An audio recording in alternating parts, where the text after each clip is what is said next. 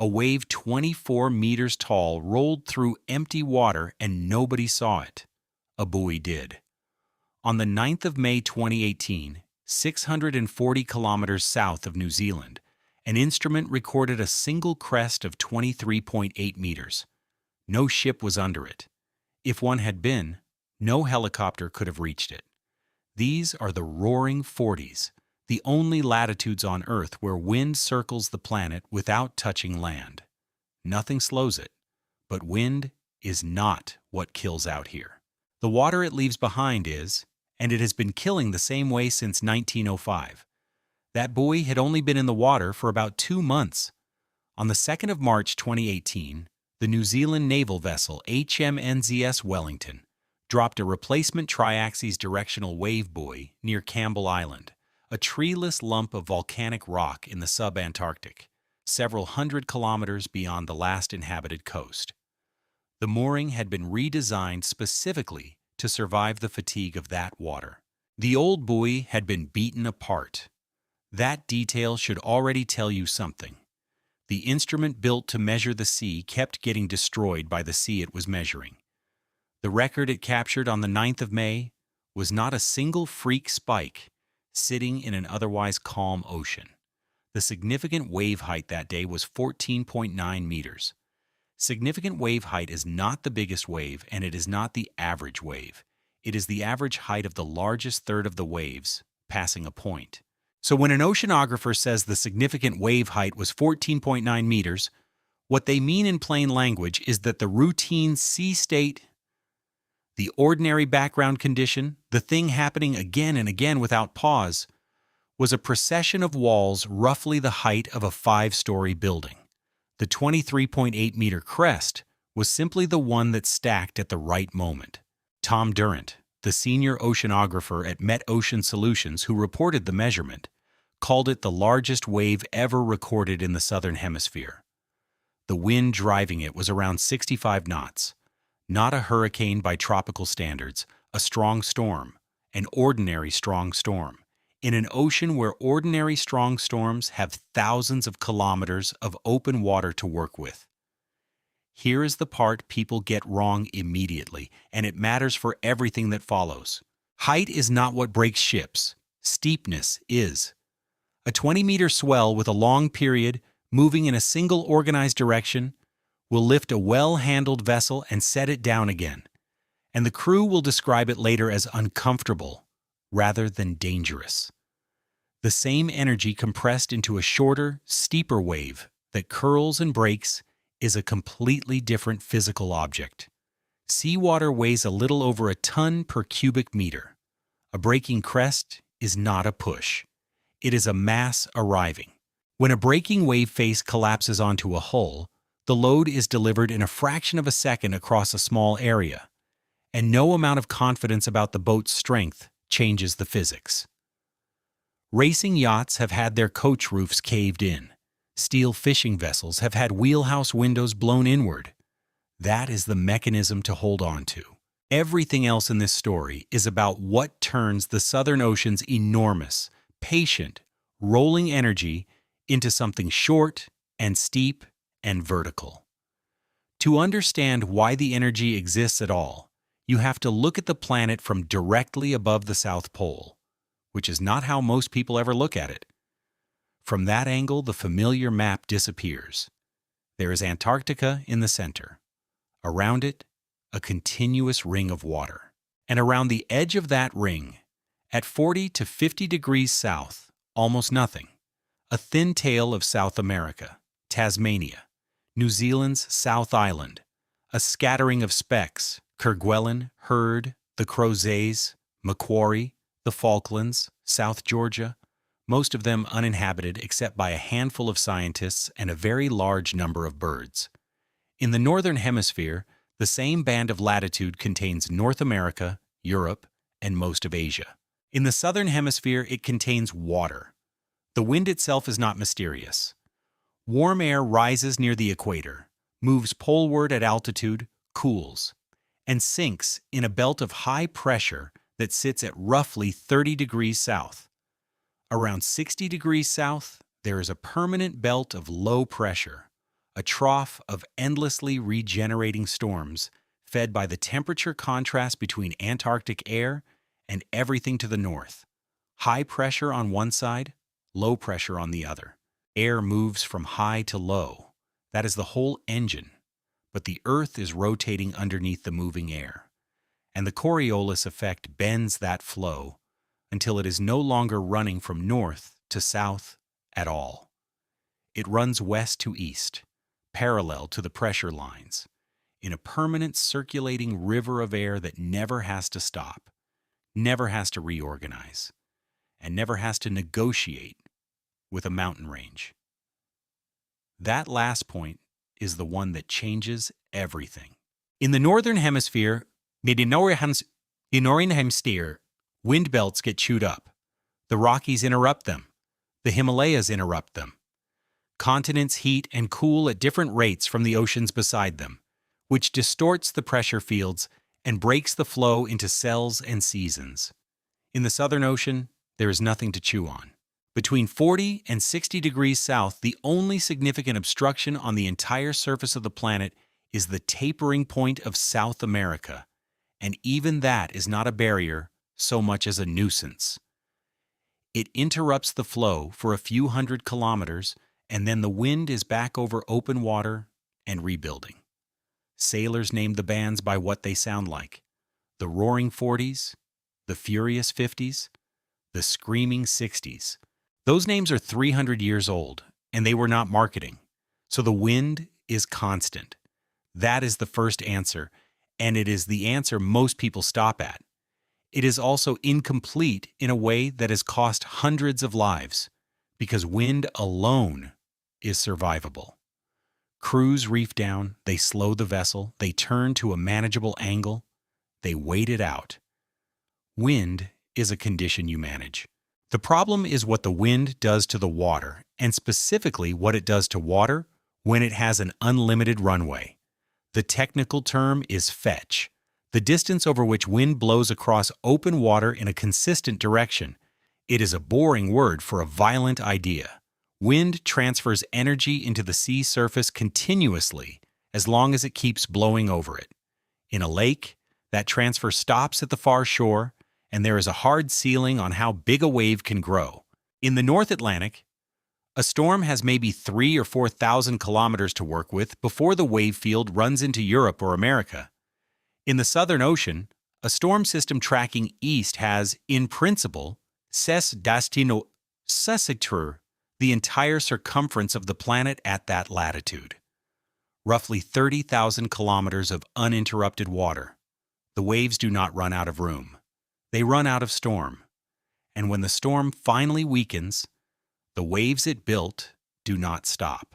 They keep going. That is the fact that makes this ocean different from every other body of water on Earth. And it is the reason the rest of this story exists.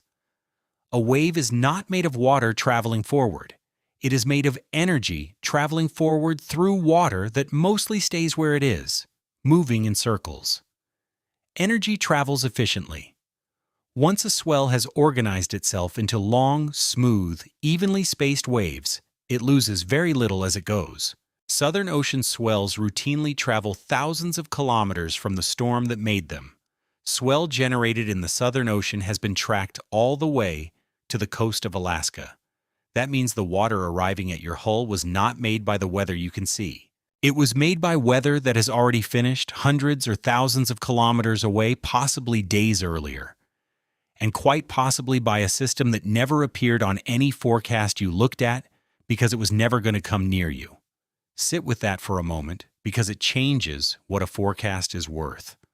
A crew in the Forties can be looking at a barometer that is steady, a sky that is clear enough, and wind that is strong but working. And they can still, that afternoon, meet a swell train arriving from a low that deepened 2 days ago and 800 miles away. The sea state is not a product of the local weather. It is an accumulation. It is the ocean's memory of every storm that has recently passed through, and in a belt where storms pass through more or less continuously, the memory is never allowed to fade. Now add the second layer. Southern ocean lows do not come one at a time in a tidy queue. Several can be active in the same sector at once, tracking east at different speeds, at different latitudes, throwing swell in different directions. What arrives at any given point is not one swell. It is 2 or 3 swell trains crossing at an angle, superimposed on the local wind-driven waves, that the current storm is generating right now. Where 2 crests coincide, they add. Where a crest from one train meets a trough from another, they cancel. The sea stops looking like a series of ranks and starts looking like a moving field of pyramids. Steep peaks that rise from nowhere, hold for a moment, and collapse. Sailors call it a confused sea, which is a mild phrase for a condition that can capsize a boat from a direction the helmsman was not steering for. A crossing sea removes the thing that keeps a vessel alive in heavy weather, which is rhythm. In an organized sea, a skipper learns the interval.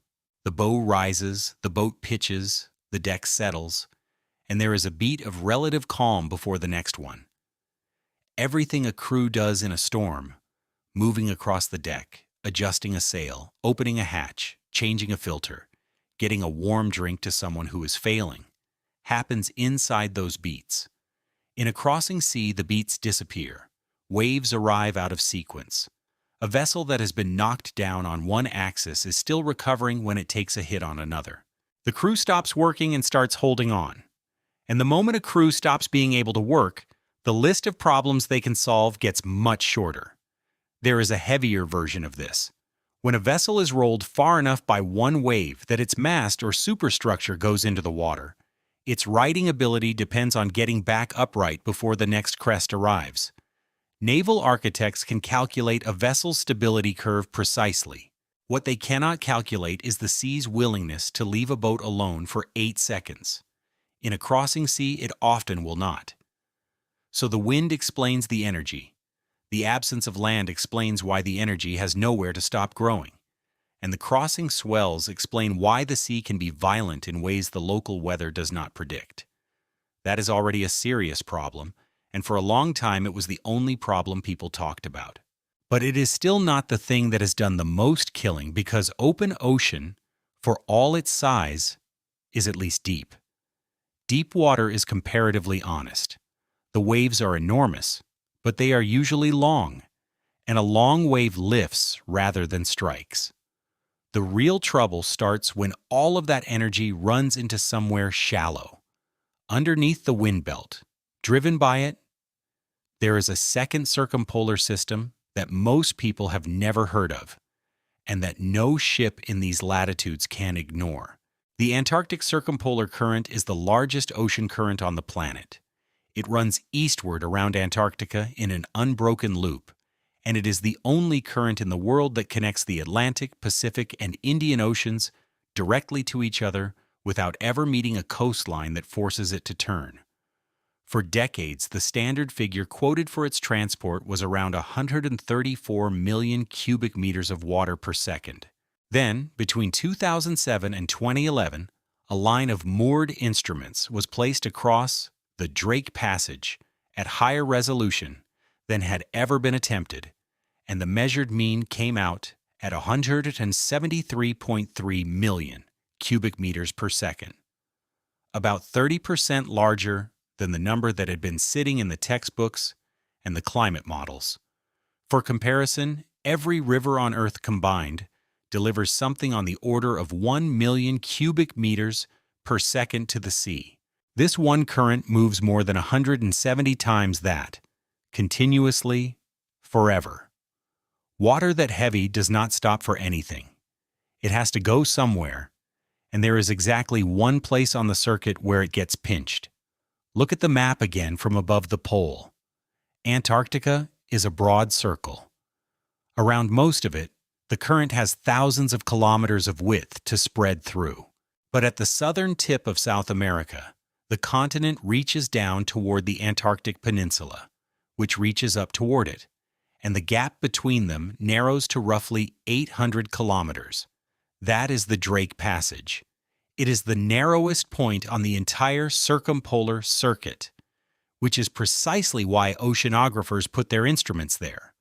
Whatever goes around Antarctica has to fit through that gap. Every cubic meter of the largest current in the world, plus the wave energy of the strongest sustained wind belt in the world, funnels through a corridor narrower than the distance from London to Berlin. Then it gets shallow.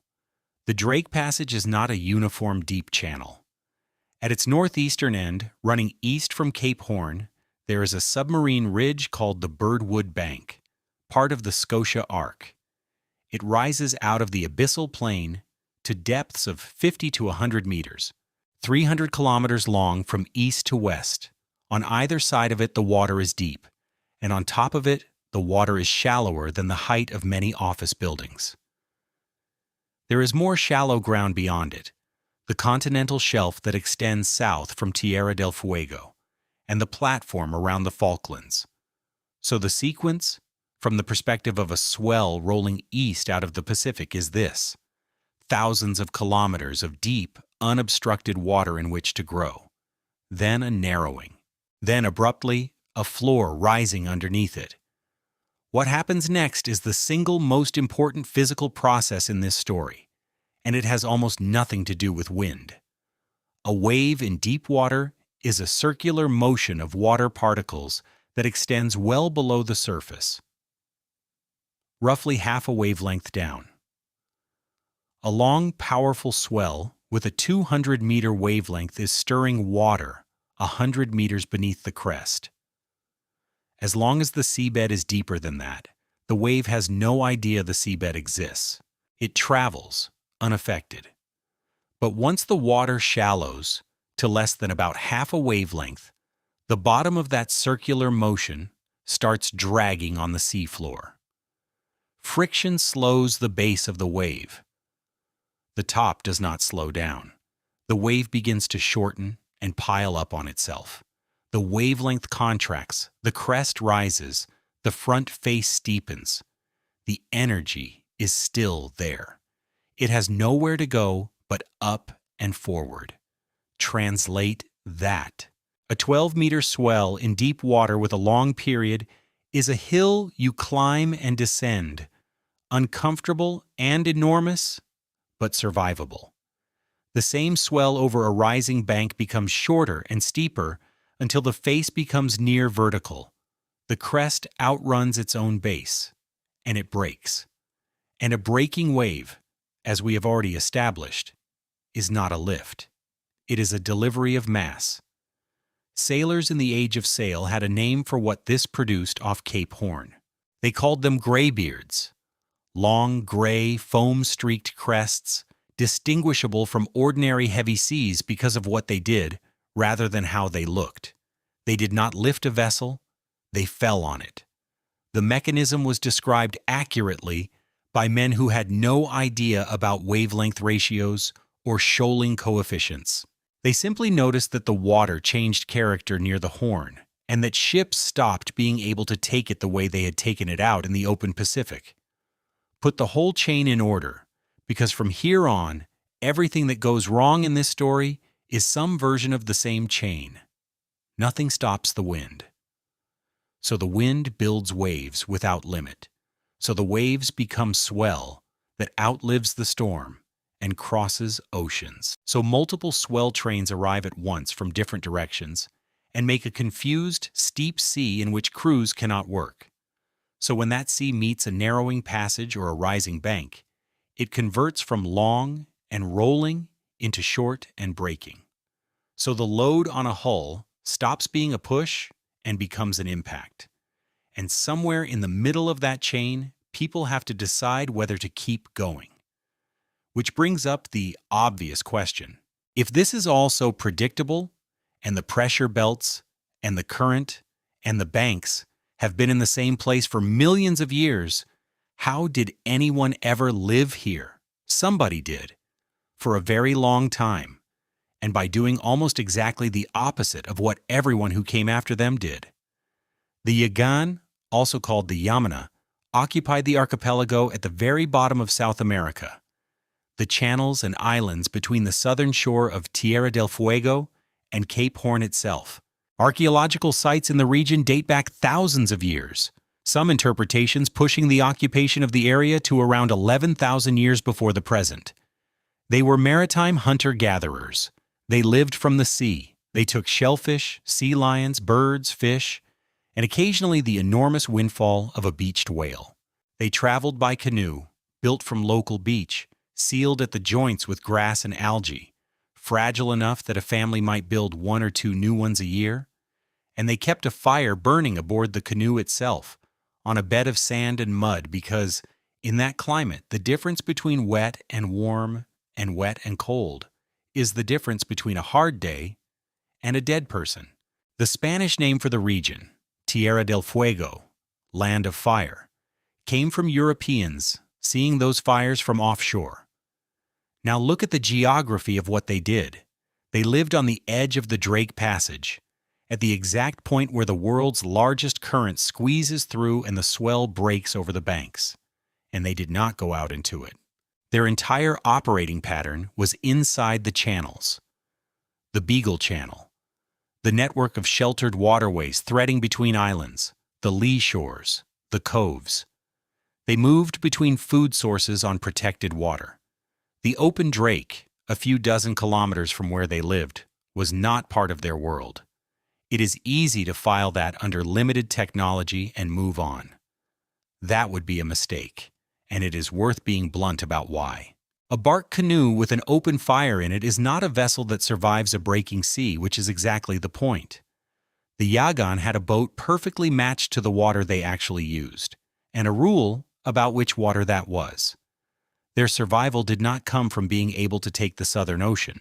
It came from a detailed, inherited, place-specific knowledge of where the Southern Ocean could not reach them, and from never being under pressure to be somewhere else by a particular date. That is the variable almost nobody talks about, and it is going to appear in every single death in this story. Not equipment, not courage. Schedule. A people who move when the water allows it and stop when it does not have removed the most dangerous factor in marine safety, which is the need to be somewhere. Every disaster that follows involves someone who could not simply wait because of a cargo contract, a fishing season, a race, a fuel state, a charter itinerary, a naval order, or a paying passenger with a return flight. The Yagan had no such pressure, and they lived on the doorstep of the Drake Passage for thousands of years. Then, in the 16th century, ships arrived that were under exactly that kind of pressure. The Europeans who came south were not stupid, and they were not unskilled. They were solving a different problem. The Pacific was on the other side of that water, and everything valuable, Spanish silver from Peru, the trade of the East, eventually the wheat and wool and guano of the whole southern trade, was on the far side of a gap that could not be walked around. There was no canal. There was no alternative. The only ways from the Atlantic into the Pacific were the Strait of Magellan, a tortuous and squally passage that could hold a sailing ship for weeks, or the open water south of Cape Horn. What that meant in practice was that generation after generation of seamen went into the Drake Passage not because they misjudged it, but because their entire economic world required someone to. And the fact that they knew what was waiting did not help them at all, because the Forties do not offer a route around themselves, they offer a route through. Here is what through looked like in the 18th century, in a case that is documented in exhausting detail because it became a national scandal. In 1740, a British squadron under Commodore George Anson sailed for the Pacific with orders to raid Spanish possessions, and, if the opportunity came, to take the annual treasure galleon that ran between Acapulco and Manila. To do any of it, they had to get around Cape Horn. They arrived at the passage in the southern autumn, which was already the wrong season, because the squadron had been delayed for months by manning problems before it ever left England. Nobody aboard chose that timing. A bureaucracy did. What followed was weeks of being beaten westward and pushed back east. The ships were square-rigged. They could not sail efficiently into the wind, and the wind in these latitudes comes from the west, permanently. Every mile of westing had to be clawed. And beneath them, invisible and unmeasured, the Antarctic circumpolar current was setting them east at a rate their navigation had no way to account for. Longitude at sea in 1741 was estimated by dead reckoning. Course steered. Speed through the water. Time elapsed. Speed through the water, not speed over the ground. A ship making 4 knots west through water that is itself moving east is not making 4 knots west, and nobody aboard could see the difference. Accounts of the voyage record the consequence. The squadron's reckoning placed it comfortably west of the continent, clear to turn north into the Pacific. When they turned north, they found land where there should have been open sea.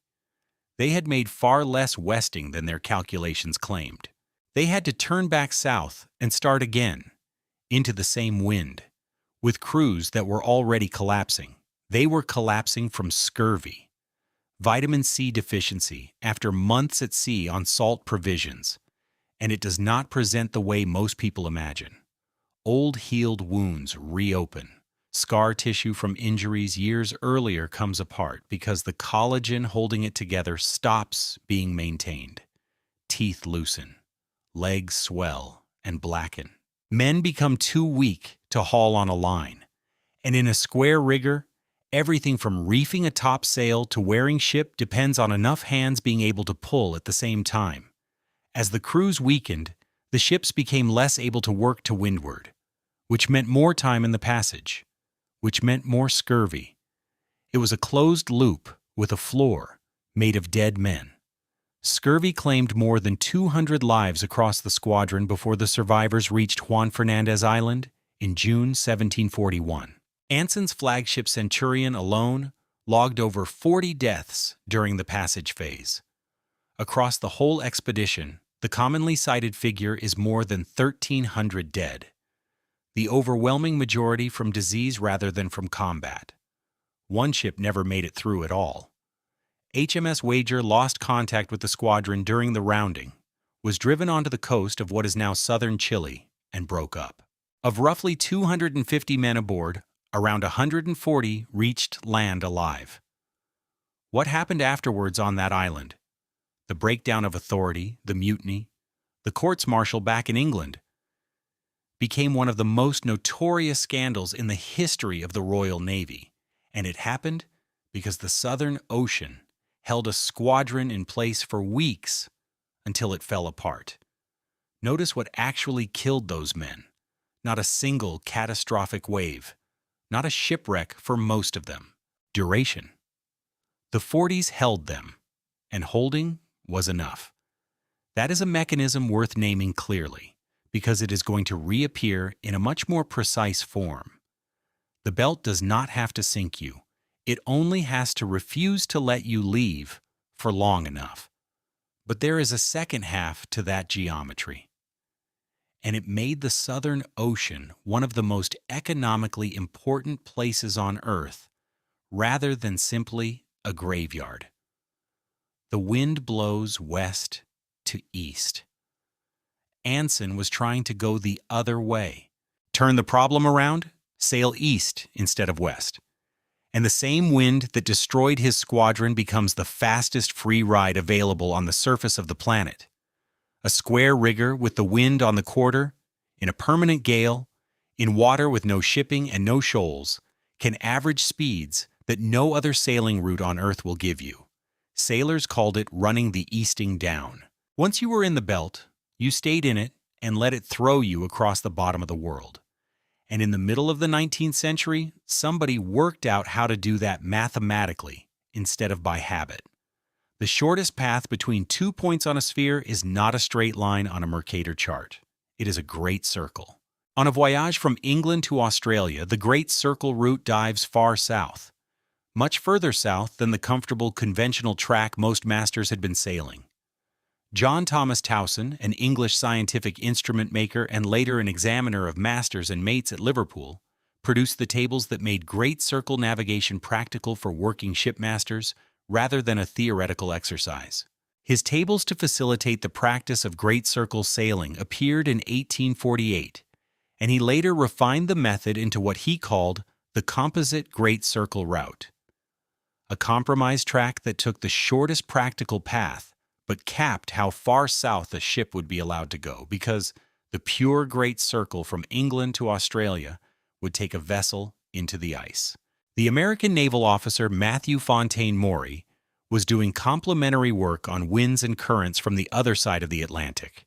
Together, their methods changed where ships sailed. The financial trigger arrived on schedule. Gold was found in Victoria in 1851.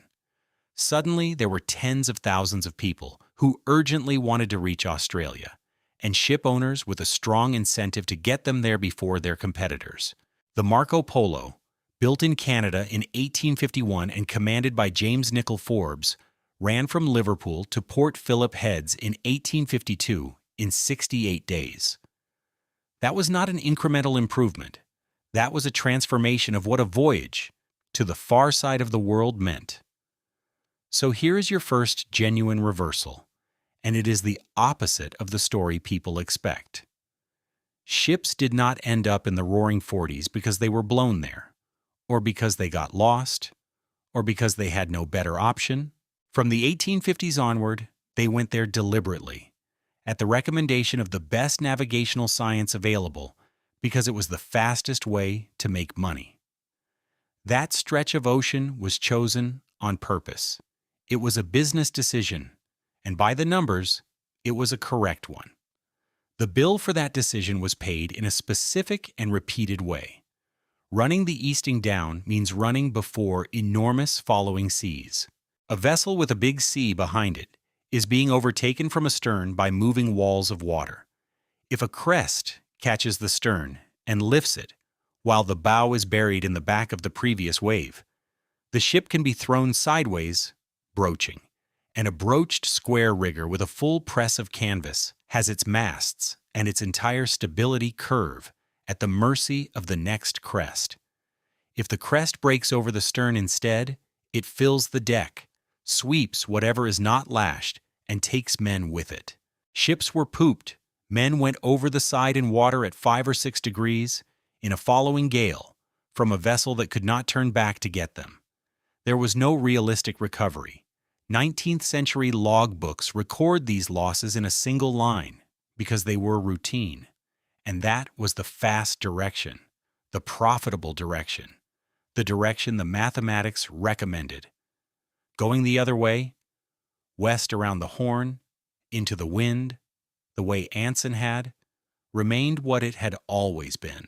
The problem was that plenty of trades required it: Chilean and Peruvian nitrate, guano, copper, cargoes loading on the west coast of South America and going home to Europe, or the reverse. A ship carrying coal or general cargo from Europe to the Chilean nitrate ports had to get from the Atlantic into the Pacific, which meant westbound around the Horn, into the permanent westerly, over the shoaling ground where the swell steepens and breaks. There was a convention for measuring that ordeal, and it tells you how bad it was that a convention existed at all. A Cape Horn rounding was timed not from port to port, but from 50 degrees south in one ocean to 50 degrees south in the other. 50 south to 50 south. That was the fight. Everything before and after was ordinary sailing. The worst documented example of that fight took place in 1905, and it did not kill anybody. The ship was the Susanna, and she was trying to get from the Atlantic to the nitrate port of Caleta Buena on the coast of northern Chile, a routine commercial voyage for the period. Cargo committed, charter in place, a crew signed on for the passage.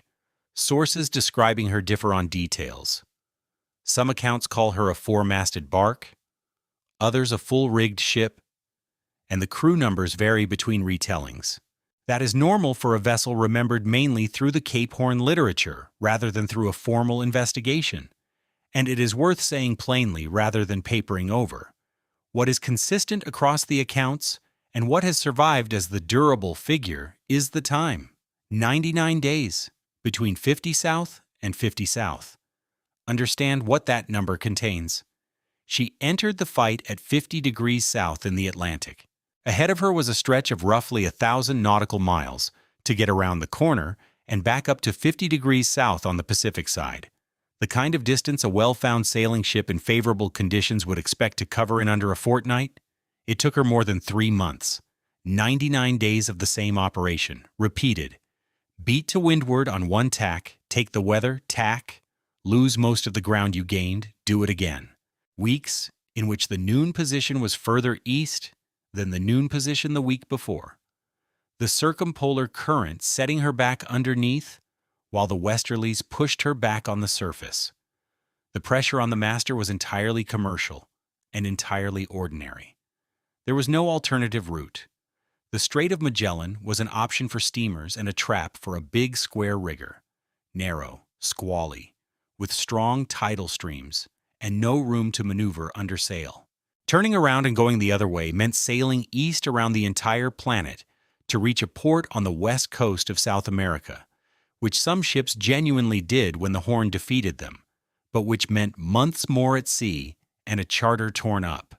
So the master did the thing that made sense on every individual day, which was to try again tomorrow. Each individual decision was reasonable. The accumulation was not. Meanwhile, the sea was working on the crew. On a square rigger going to windward in the Forties, men are aloft on foot ropes in freezing spray, handling canvas that is soaked and frozen stiff, on a vessel that is pitching hard enough to throw a body off a yard. The injuries pile up. Broken limbs, crushed hands, men who fall to the deck. Provisions run down because nobody stores 100 extra days of fresh food for a 2-week passage. Fresh food runs out first, and then scurvy starts, exactly as it did for Anson's men 160 years earlier, on a vessel that was in every other respect enormously more advanced. Steel hull, wire rigging, accurate chronometers, charts, none of that produces a vitamin. By the time she reached Caleta Buena, the accounts say there were about 8 men still capable of working on deck. The rest were in their bunks with broken bones, with typhoid or with scurvy. The remarkable part, and the reason the passage is remembered rather than merely recorded, is that she got there, and reportedly, without a single death. That is the point of putting the Susanna here. She did not sink. There was no dramatic wave, no distress signal, no wreck to find. And she still represents one of the worst maritime ordeals of the era, because the roaring Forties had done the thing they are best at. They had not destroyed her. They had simply declined, for 99 consecutive days, to let her pass, and then let the ordinary consequences of time at sea do the rest. Every incident from here on is a variation on that theme. The belt takes away the ability to leave, and then something else finishes the job. She was not alone in that season.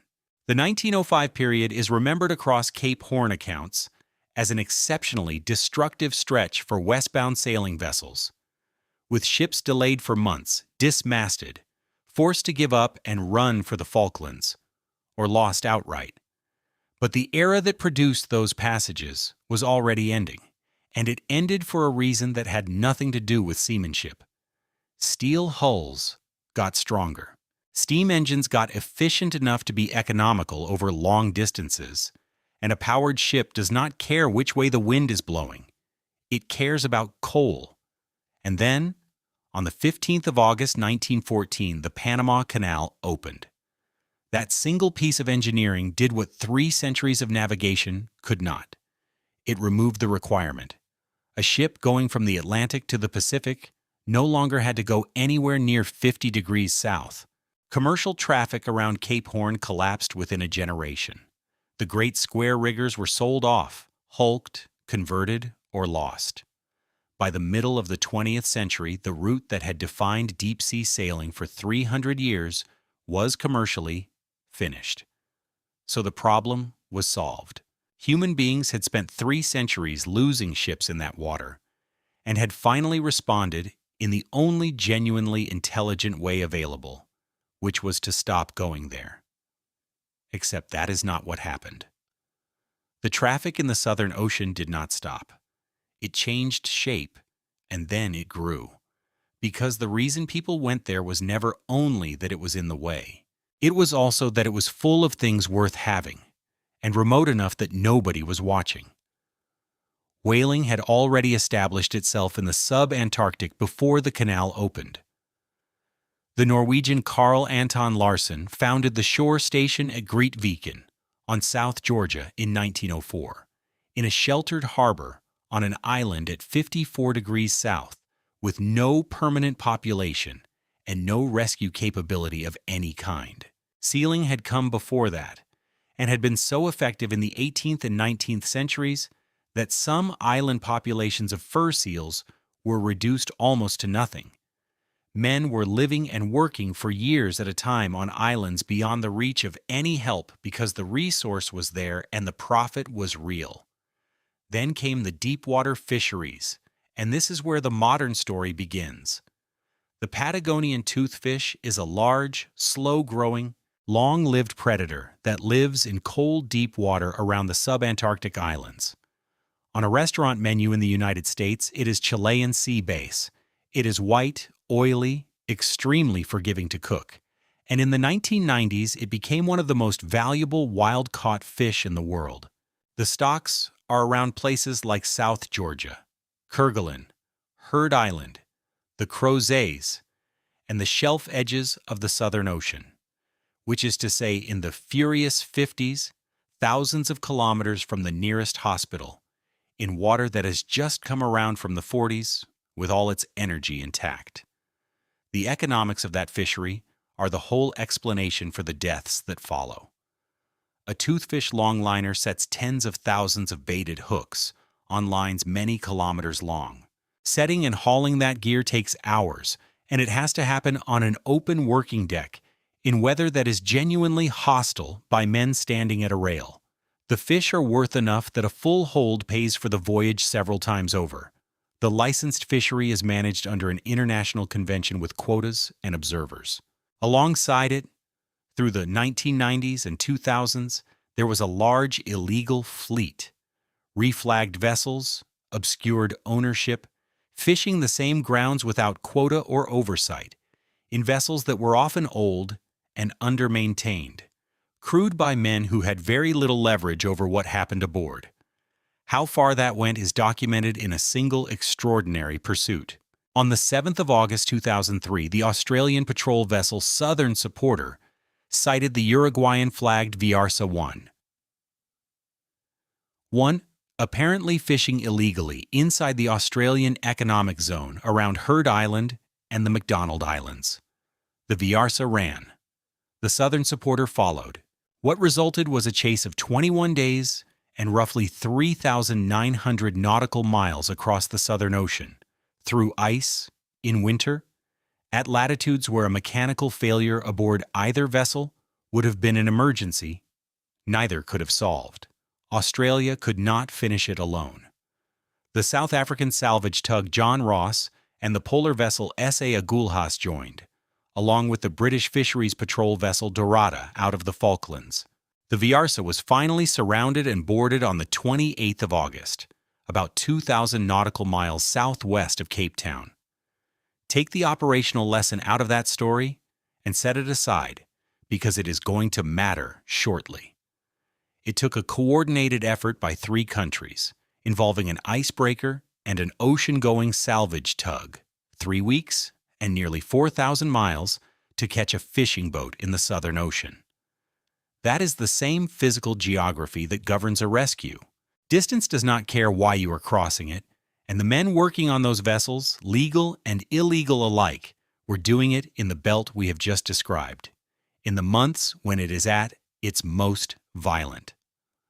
On the 6th of June 1998, a South African-flagged longliner called the Suter Havid was working the toothfish grounds in the waters around South Georgia, at 53 degrees 55 minutes south, 41 degrees 24 minutes west, roughly 170 miles from land, 38 men aboard. June, in the Southern Hemisphere, is winter. That is not incidental. The fishery operates in the season when the sea is worst because that is when the fishing is allowed and the fish are where they are, and because a longliner tied up alongside is a longliner earning nothing while its charter costs run. She was an aging vessel, around 144 feet, with a working deck at the stern where the lines came aboard. Among the crew was a 23-year-old British fisheries observer named Matt Lewis, whose job was to record the catch, the bycatch, and the compliance of the vessel with the rules of the fishery. He was a scientist, not a fisherman. He is the reason we know what happened in detail because he survived, and later wrote it down. The immediate problem was water on deck. In a heavy following or quartering sea, a low freeboard working vessel takes water aboard continuously. That is normal. Freeing ports and scuppers let it drain, and the pumps handle what gets below. The system works as long as the rate coming in stays under the rate going out. On that day, the rate coming in did not. This is the least dramatic and most lethal failure mode in commercial fishing, and it is worth being precise about it because it has nothing to do with a single monster wave. Water entering a vessel does two things. It adds weight, which pushes the vessel deeper and reduces freeboard, which means the next wave puts more water aboard than the last one, and it moves. Water sloshing inside a hull, free surface, in the naval architect's phrase, shifts to the low side every time the vessel rolls and holds it there a fraction longer than it should have stayed. Each roll gets deeper. Each recovery gets slower. There is a point on that curve where the vessel simply stops coming back and the crew almost never gets a clear signal about where that point is until they are past it. The pumps could not keep up. That is the finding in the record, and it is a very quiet sentence for what it describes. A crew fighting a losing arithmetic problem for hours in freezing water, in the dark, on a working deck, in a Southern Ocean winter gale, with no possibility of anyone reaching them quickly. They abandoned ship. And here the second mechanism took over, the one that turns a survivable evacuation into a mass casualty event. The life rafts were not adequate for the number of men who needed them. By the accounts of survivors, 2 rafts with a combined designed capacity of 24 ended up holding around 36 men. That alone is a serious problem, but it was not the decisive one. The decisive one was the sea. One raft was thrown repeatedly against the hull of the sinking vessel by the waves, which tore it and filled it. Both rafts ended up part flooded with water at around -1 degree Celsius. Seawater at that salinity does not freeze until below 0, so men were sitting waist deep in liquid water colder than ice. Bailing was, in those conditions, close to impossible. Understand what that does to a human body because the timeline is much shorter than most people assume, and it explains the casualty pattern precisely. The first response to sudden immersion in very cold water is not hypothermia.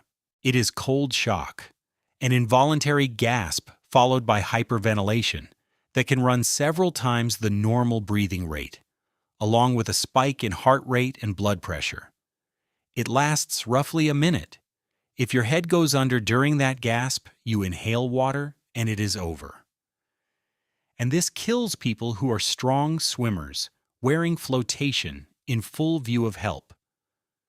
The second phase is cold incapacitation.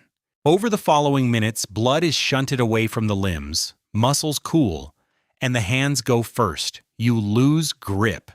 You cannot climb a ladder, hold a line, or pull yourself into a raft. Research on cold water immersion commonly frames this as roughly 10 minutes of useful movement, and in water near freezing, it can be a great deal less. Only after all of that does hypothermia proper begin, and unconsciousness from core cooling may take an hour or more. The order matters. It means the great majority of people who die in cold water do not die of hypothermia in the way the phrase suggests. They die in the first minutes, from inhaling water or from losing the ability to hold on, long before their core temperature has dropped far. Matt Lewis has said exactly this about his shipmates, that he believes most of the men who died did so from drowning in the flooded raft or from cold water shock, rather than from the slow cooling the inquest recorded as hypothermia. They were in those rafts for about 4 hours before another long liner working the same grounds, the Isla Camila, found them and got them aboard. 4 hours is fast for the Southern Ocean. It was fast because the rescuer was not a state asset, not a helicopter, not a lifeboat service. It was another fishing boat that happened to be nearby, doing the same job, in the same weather. It was not fast enough. Of the 17 men in the raft that had been battered against the hull, 7 were alive when the Isla Camila reached them. The memorial on South Georgia, a cross on the hillside above the cemetery at Grytviken, and a second memorial inside the church, records 17 dead. Some later accounts give a slightly higher figure of 19, and that discrepancy has never been fully reconciled in the public record. 21 men survived. Lewis was the last man off the ship. One survivor named his daughter Camilla, after the vessel that found them. Now put this incident against the Susanna and see what has actually changed, because on the surface, everything has. The Suitor Havid had engines, radar, radio, pumps, survival suits, life rafts, an emergency beacon, and an international regulatory framework watching the fishery she was working. The Susanna had none of that. And the Susanna lost nobody. Over 99 days, while the Suitor Havid lost half her crew in a matter of hours. The variable that changed was not the technology. It was the clock. A sailing ship in trouble in the Forties had a slow problem. She was cold, she was wet, she was going nowhere, and men were being ground down over weeks. There was time for the situation to develop and time for the crew to respond to it. A modern steel vessel with a flooding problem in the same water has a fast problem, and once the crew is in the water, the entire remaining window is measured in tens of minutes. That is the number that decides everything. Not the wave height, not the wind speed. Water temperature sets the rescue clock. And in the Southern Ocean, that clock is set at somewhere between a few minutes and a few hours. Everywhere, all year, forever. Which means the entire question of survival collapses into a single practical variable. How far away is help? And how fast can it physically move? And that is where the modern world was supposed to have won. Because by 1998, help had a radio, a satellite, a helicopter, a coordinating authority with a legal duty to respond, and a forecast that could see a storm coming days in advance. So what happens when all of that works perfectly in a place with a proper rescue infrastructure, only a few hours flying time from a major city, with a fleet that had been warned? That question was answered 6 months later, in December 1998, in front of television cameras, in one of the best-covered sporting events in the Southern Hemisphere. The Sydney to Hobart is 628 nautical miles from Sydney Harbour to the Derwent River, and it starts every year on Boxing Day. It is not an expedition. It is a race with helicopters overhead filming the start, a spectator fleet, a national television audience, and a course that stays within reach of the Australian coast for most of its length. In 1998, 115 yachts crossed the start line. The course runs south down the New South Wales coast and then across Bass Strait, the gap between the Australian mainland and Tasmania. And Bass Strait is the reason this race belongs in this story, because of one number that almost nobody outside the sport thinks about. Bass Strait is shallow, broadly on the order of 60 to 80 meters deep across much of it. That is nothing. That is a puddle by ocean standards, and it sits open to the west, directly in the path of everything the Southern Ocean sends up out of the Forties. Swell that has crossed thousands of kilometers of deep water arrives at the western entrance of the strait and runs onto a shelf shallower than the height of a 30-story building laid flat. Every mechanism we established over the Birdwood Bank applies here, in a strait that thousands of vessels cross every year. A few hours flying time from 2 major cities. The wave field cannot keep its long form. The wavelength contracts, the faces steepen, the crests break. A local low-pressure system formed over the region during the Boxing Day weekend of 1998 and deepened explosively. the term meteorologists use when the central pressure drops fast enough that a system essentially detonates rather than develops. The subsequent scientific analysis of the event, published in the meteorological literature, treated it as a case study in rapid mesoscale cyclogenesis. In practical terms, on the 26th of December, it was a feature on a chart, and by the afternoon of the 27th, it was producing mean winds in the 50 to 60 knot range with gusts reported to 80 and maximum waves reported around 15 meters directly on top of the fleet. Here's the part that should bother you. The forecast was not wrong. A Bureau of Meteorology forecaster named Brett Gage became sufficiently concerned about what the system was going to do that he took the unusual step of contacting race organizers, emergency services, and the Australian Maritime Safety Authority directly. He did this shortly after the race started, on the 26th, roughly 22 hours before the fleet ran into the worst of it. The information existed. It existed early. It moved through the system, and 115 boats sailed into it anyway. That is not because everyone involved was reckless. This is where the popular version of the story goes wrong. Understand the position of a skipper on the afternoon of the 26th. Storm warnings are not exotic in this race. The Sydney to Hobart has a long history of hard southerly weather, and the fleet is full of people who have taken 60 knots before and finished. The forecast information reaching the boats was not uniform, and the coroner would later find that the Bureau had not adequately informed race officials of a seriously upgraded forecast, and that race management had, in the coroner's assessment, abdicated its responsibility to manage the race. So the decision each skipper faced was not sail into a documented catastrophe or don't. It was the far more ordinary decision of whether the weather ahead was worse than the weather this fleet routinely handles.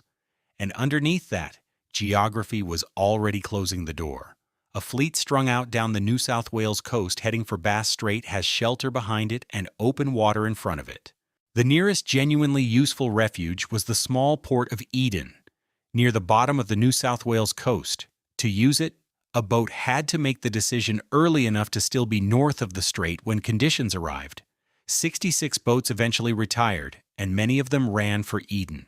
But the boats that were furthest ahead, the leaders, the fastest and most competitive yachts, the ones doing best in the race, were the ones already committed into the strait when the system reached its peak.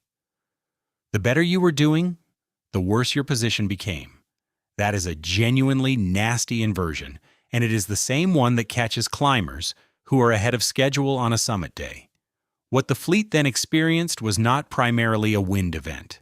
This matters enormously, and it is the reversal at the center of this whole story.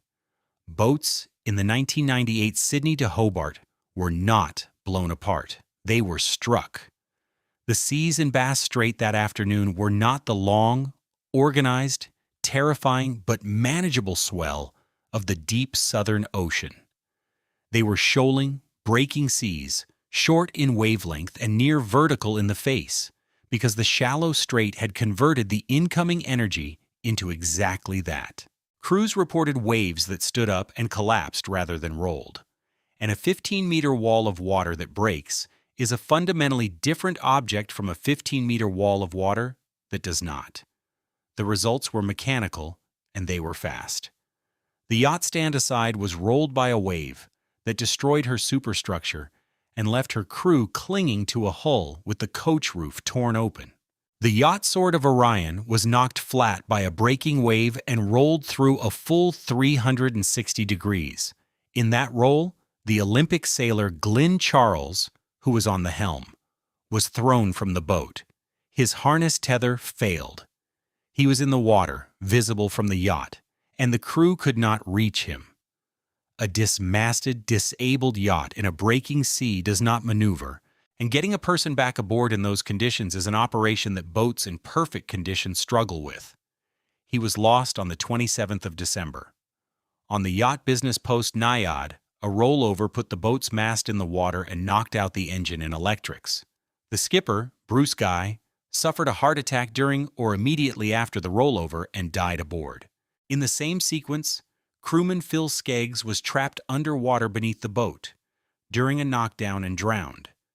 Two men from the same yacht, from two different mechanisms, inside the same event. The rest of that crew stayed with the disabled boat through the night. Stop and register what has happened here, because it undercuts something almost everyone believes about modern disasters at sea. This fleet had accurate forecasting. It had radio contact. It had position reporting. It had a national search and rescue authority already alerted. It was inside helicopter range of a first world country. Every single technological advantage that the crew of the Suder Havid did not have, this fleet had. None of it stopped the boats from being broken, because none of it addressed the actual mechanism. The forecast told them a storm was coming. It did not, and could not, remove the shallow water. And the shallow water is what turned the storm into an impact event. There is a further, colder point buried in the timing. Even a perfect forecast is only useful if it arrives while options still exist. 22 hours of warning sounds like an enormous margin. For a yacht making 7 or 8 knots, 22 hours is under 200 miles of movement, in a specific direction, in deteriorating conditions, with a coast to one side and the strait ahead. The number of places a boat can be after 22 hours is small, and most of them are still inside the weather. A warning is not an escape route. It is information about a box you may already be standing in. Then night fell, and the situation changed from a series of individual boats in trouble into the largest peacetime search and rescue operation Australia had ever run.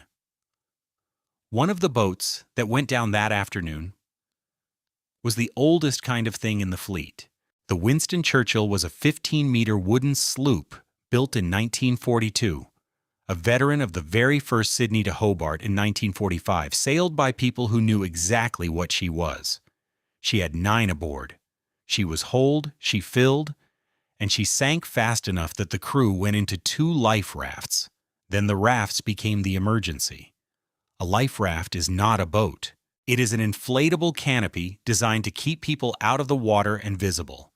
And in a breaking sea, it behaves like what it is: a light object with a large surface area, sitting on top of collapsing crests. The skipper, Richard Winning, later described his raft capsizing twice during the night. That is the sequence that kills people in raft accidents. The raft inverts, everyone inside is dumped into cold water and darkness, some get back in and some do not, and each cycle costs strength that nobody has to spare. Of the Winston Churchill's crew, 3 men died: John Dean, whose body was never recovered, and Jim Lawler and Michael Bannister, who were found.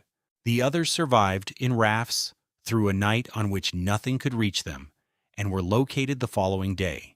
Around them, a rescue operation was assembling that had no precedent in Australian peacetime history. This is the part of the story that people usually compress into a sentence: helicopters rescued 55 sailors. And compressing it hides everything that matters. A rescue does not begin when a helicopter appears overhead. It begins with somebody somewhere receiving a fragment of information and having to decide what it means. The information was fragmentary by design of the situation. Yachts were reporting by radio to a race radio relay vessel, not to a rescue authority. Some boats had lost their masts, and a yacht that loses its mast loses its main radio antenna with it, which means it can transmit only over short range, if at all. Positions being reported were, in many cases, the position at the time of the last report, on a sea surface that was moving. The Australian Maritime Safety Authority and the State Rescue Services were building a picture out of pieces at night, in weather that made everything harder. Then somebody has to get airborne. Helicopters do not simply take off toward a distress call. Somebody authorizes the flight in conditions that are, by any normal standard, beyond the limits crews train for. Somebody works out fuel, The aircraft must reach the position, hold on scene long enough to conduct a rescue, and get back with a legal reserve. And every minute of hovering burns fuel that has to come off the return leg. Somebody decides how many people the aircraft can carry out, which is not a number the crew is free to negotiate with. If there are 12 people on a broken yacht and the aircraft can take 5, the aircraft leaves 7 behind and comes back, if it can come back. Then they have to find the boat, in a sea state that hides a 12-meter yacht behind a wave for most of every cycle, at dusk and after dark, with search patterns being flown against drift estimates. Then the actual transfer, which is where the 1998 rescues become genuinely extraordinary. In a normal winching operation, the aircraft hovers over the vessel and lowers the wire. In these conditions, hovering directly above a mast that is swinging through a huge arc in a breaking sea was not survivable for the aircraft. So sailors went into the water. Crews from the stricken yachts jumped deliberately into a Bass Strait storm sea, and helicopter crewmen were winched down onto them from unusually high hover heights because the wave crests were reaching up toward the aircraft. The South Care Helicopter Service, which had been operating for only about 2 months at that point, took 9 sailors off 2 yachts, Stand Aside and Midnight Special, in exactly that manner. Around 30 civil and military aircraft ultimately took part. 55 sailors were lifted from 12 yachts.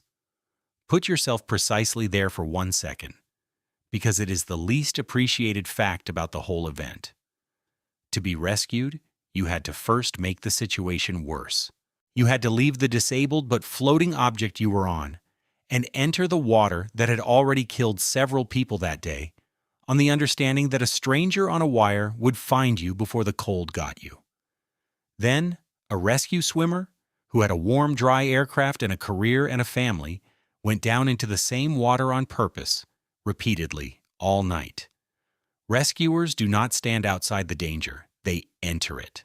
That is true in Bass Strait, and it will be true in every case that follows, which is why the phrase rescue services were called should never sound like a solution.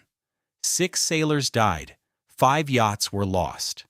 Of 115 starters, 44 finished.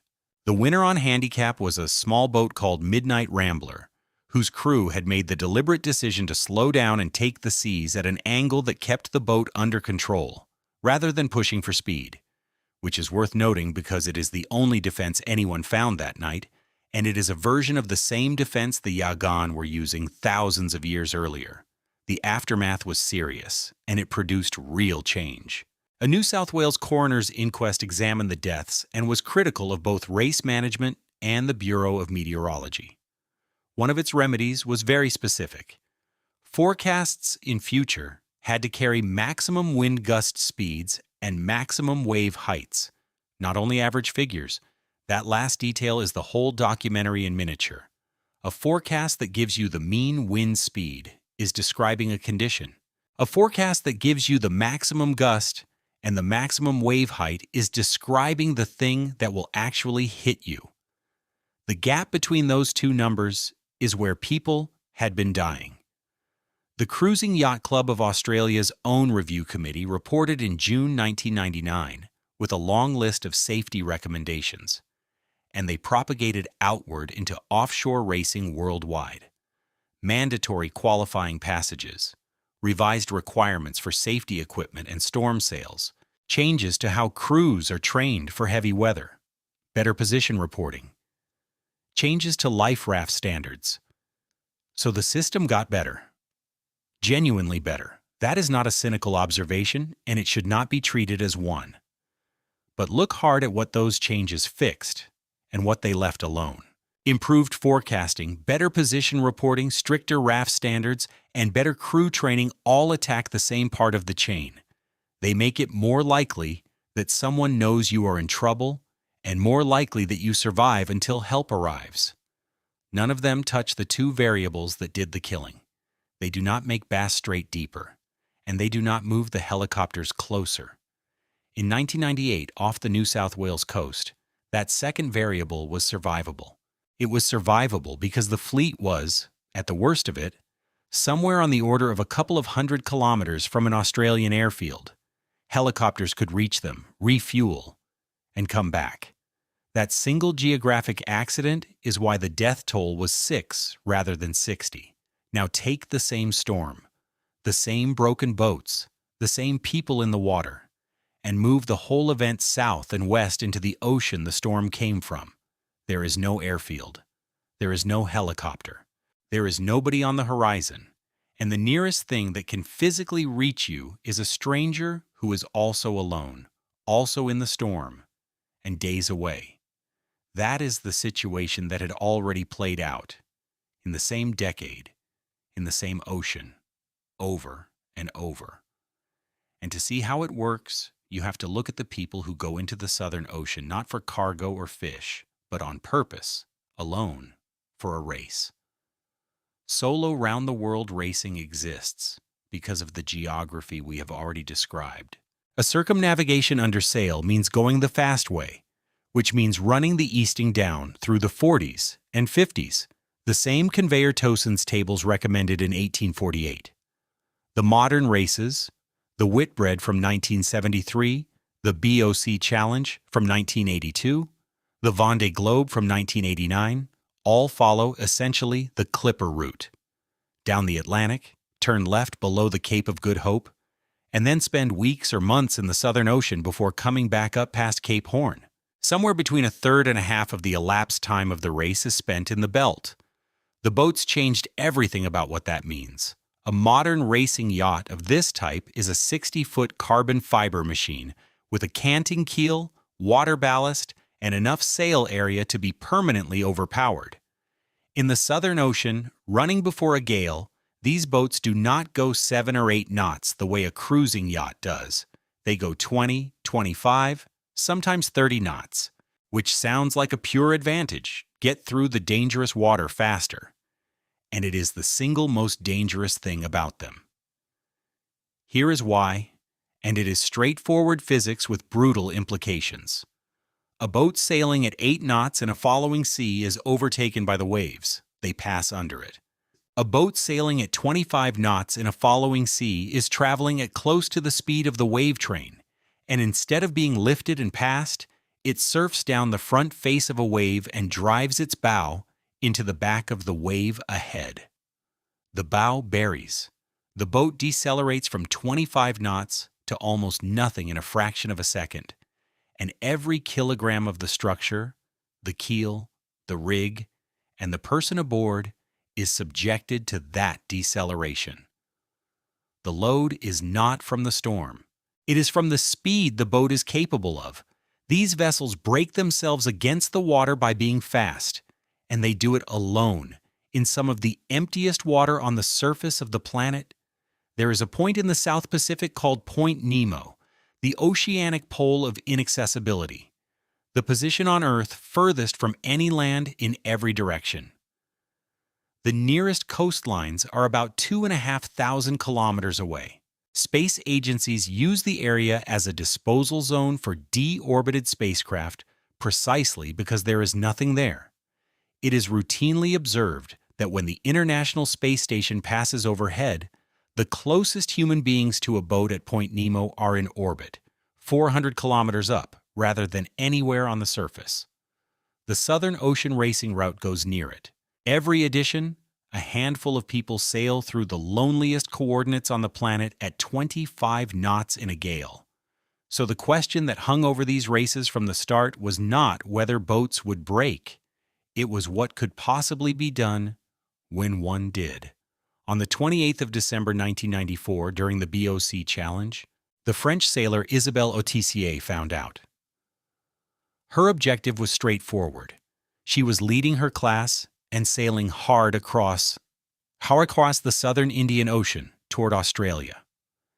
The condition of apparent control was that her boat, Écureuil Poitou-Charentes, was fast, and she was well ahead. The first warning was not gradual. A wave hit the boat and tore a hole in the coach roof. The structure over the main living and navigation space, reported at around 5 square meters, That is the roof of a small room removed. The boat was dismasted, and the interior open to the sea, roughly 900 nautical miles south of Adelaide. Consider what she had left. A hull that still floated but was open to the sky. No rig, therefore no sailing, therefore no ability to move toward help or away from weather. No shelter from wind and spray and water and air well below anything a human body handles for long. She rigged what cover she could over the hole. She was, in the language of search and rescue, a survivor in a stable position, which sounds reassuring and means only that she was not currently getting worse very fast. The Royal Australian Navy sent the frigate HMS Darwin. The operation ran for 4 days. When the ship was finally close enough, a Seahawk helicopter flew off the deck and lifted her out on the 1st of January 1995. Now note the thing that is easy to miss. She was not rescued by a helicopter from Australia. She was rescued by a helicopter that had been carried to her by a warship, because at 900 nautical miles offshore, no helicopter on the continent could have reached her, hovered, and returned. The aircraft was the last 300 meters of a rescue that was otherwise a multi-day sea voyage. Every Southern Ocean rescue is, at its core, a ship problem wearing a helicopter as a hat.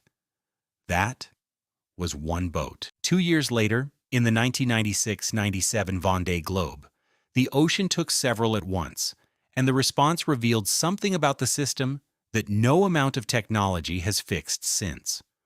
On Christmas Day 1996, the French sailor Raphael Dinelli's boat capsized and began to sink in the Southern Ocean south of Australia. His distress signal was received, and the nearest thing capable of reaching him was another competitor, the British sailor Pete Goss, aboard a 50-foot boat called Aqua Quorum, about 160 miles away. Understand what 160 miles away meant. Goss was sailing east with the wind, in the direction the whole ocean pushes. To reach Dinelli, he had to turn around and beat back into hurricane-force headwinds, in a small boat, alone, in exactly the conditions that had just destroyed the boat he was going to. Going east, he might have made 15 knots. Going west, he might make 5. And every mile would be paid for in structural loading on his own boat.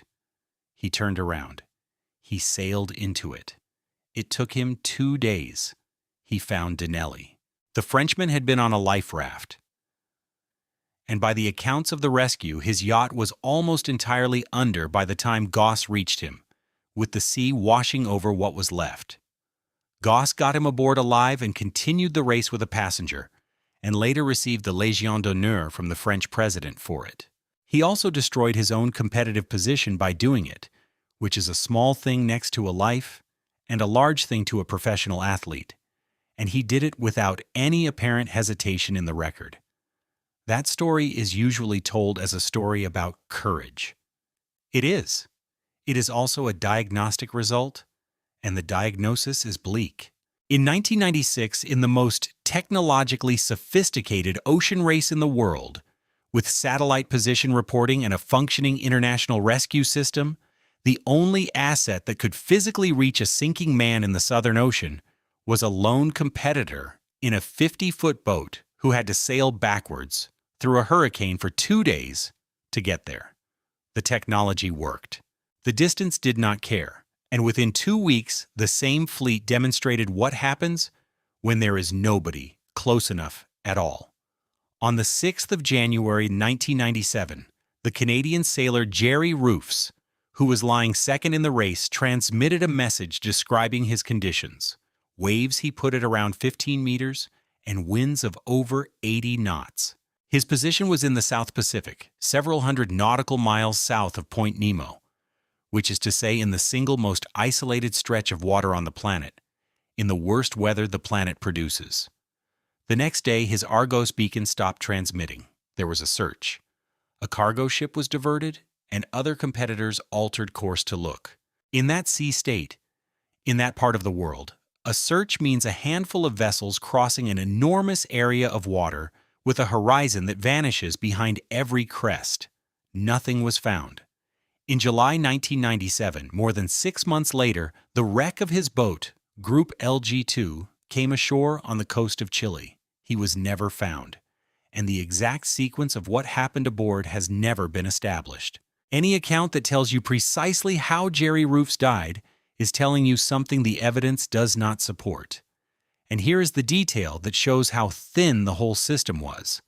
At the moment Roof was transmitting that message, the Australian Navy was already at sea, thousands of kilometers to the west, working a completely separate emergency involving 2 other boats from the same race. The Southern Ocean had produced 3 simultaneous crises in one fleet in 1 week, and there was not enough rescue capacity in that hemisphere to cover them all. What happened to those 2 other boats became the clearest demonstration in this entire story of the one limit nobody has moved. The French sailor Thierry Dubois and the British sailor Tony Bullimore were racing in the same Vendée Globe fleet in the southern Indian Ocean, roughly 1,400 nautical miles south-southwest of Perth. Convert that before going further. 1,400 nautical miles is about 2,600 kilometers. It is the distance from London to Moscow. It is further than the entire east coast of Australia is long. Now imagine that distance with nothing in it. No islands, no shipping lanes, no fishing fleet, no Coast Guard station. And then imagine having to cross it in a hurry. Dubois' boat capsized and stayed capsized. Bullimore's boat, Exide Challenger, lost its keel. That second failure deserves a moment, because it is the purest expression of what these machines are. The keel on a boat like that is a deep fin with a heavy bulb of lead at the bottom, and it is the only thing preventing the boat from lying on its side permanently. It is what makes a tall rig and a light hull possible. Remove it, and the vessel does not become a slower boat. It becomes an object that floats upside down. Bullimore's keel failed, and the boat inverted almost immediately. He did not get out. He went into the hull. An upturned racing yacht holds an air pocket because the interior is sealed and the hull is buoyant. Bullimore climbed into that pocket, into the upside-down interior of his own boat, in the dark, in water that was freezing, with the sea slamming against a shell that was now his ceiling and his floor at the same time. By his own subsequent account, he rigged a hammock out of netting to keep himself above the water sloshing inside, rationed a small amount of water and chocolate, and lost part of a finger when a hatch came down on it. He had already activated his emergency beacon. In the very early hours of the 6th of January, 1997, the Australian rescue system received both signals. What happened next is the best available answer to a question people ask constantly and rarely think through. What actually happens when you press the button? The first thing is that the signal is received a very long way from you. Australia's search and rescue region is not the area around its coastline. It covers nearly 53 million square kilometers, roughly a tenth of the surface of the Earth, reaching from partway to Africa, across to partway to New Zealand, and all the way south to the pole. Anyone in distress in that enormous wedge of ocean is Australia's responsibility to find. The organization that coordinates it is a rescue coordination center with telephones, radios, computers, and no ships of its own. The second thing is that they have to find you, and a beacon position is not the same as a person. Position accuracy in that era was measured in kilometers, not meters, and a hull drifts. So the first physical asset launched is an aircraft. In this case, long-range maritime patrol aircraft flying from Australia. And here the geography bites for the first time. An aircraft flying 1,400 nautical miles out has to fly 1,400 nautical miles back. The transit consumes most of the aircraft's endurance, and what remains is the time it can actually spend over the search area. Hours of flying to buy minutes of looking. They found Dubois. He was on the upturned hull of his boat, exposed, with no shelter at all. And this is the moment the entire illusion of modern rescue breaks in half. They had found him. They could see him. They could talk about him on the radio. They could photograph him, and they could not pick him up because an aircraft with wings cannot land on the Southern Ocean and cannot hover over it. All they could do was drop him a life raft, which they did, so that he could get off the hull and into something with a canopy, and then leave him there and fly home. Think about that sequence from where he was standing.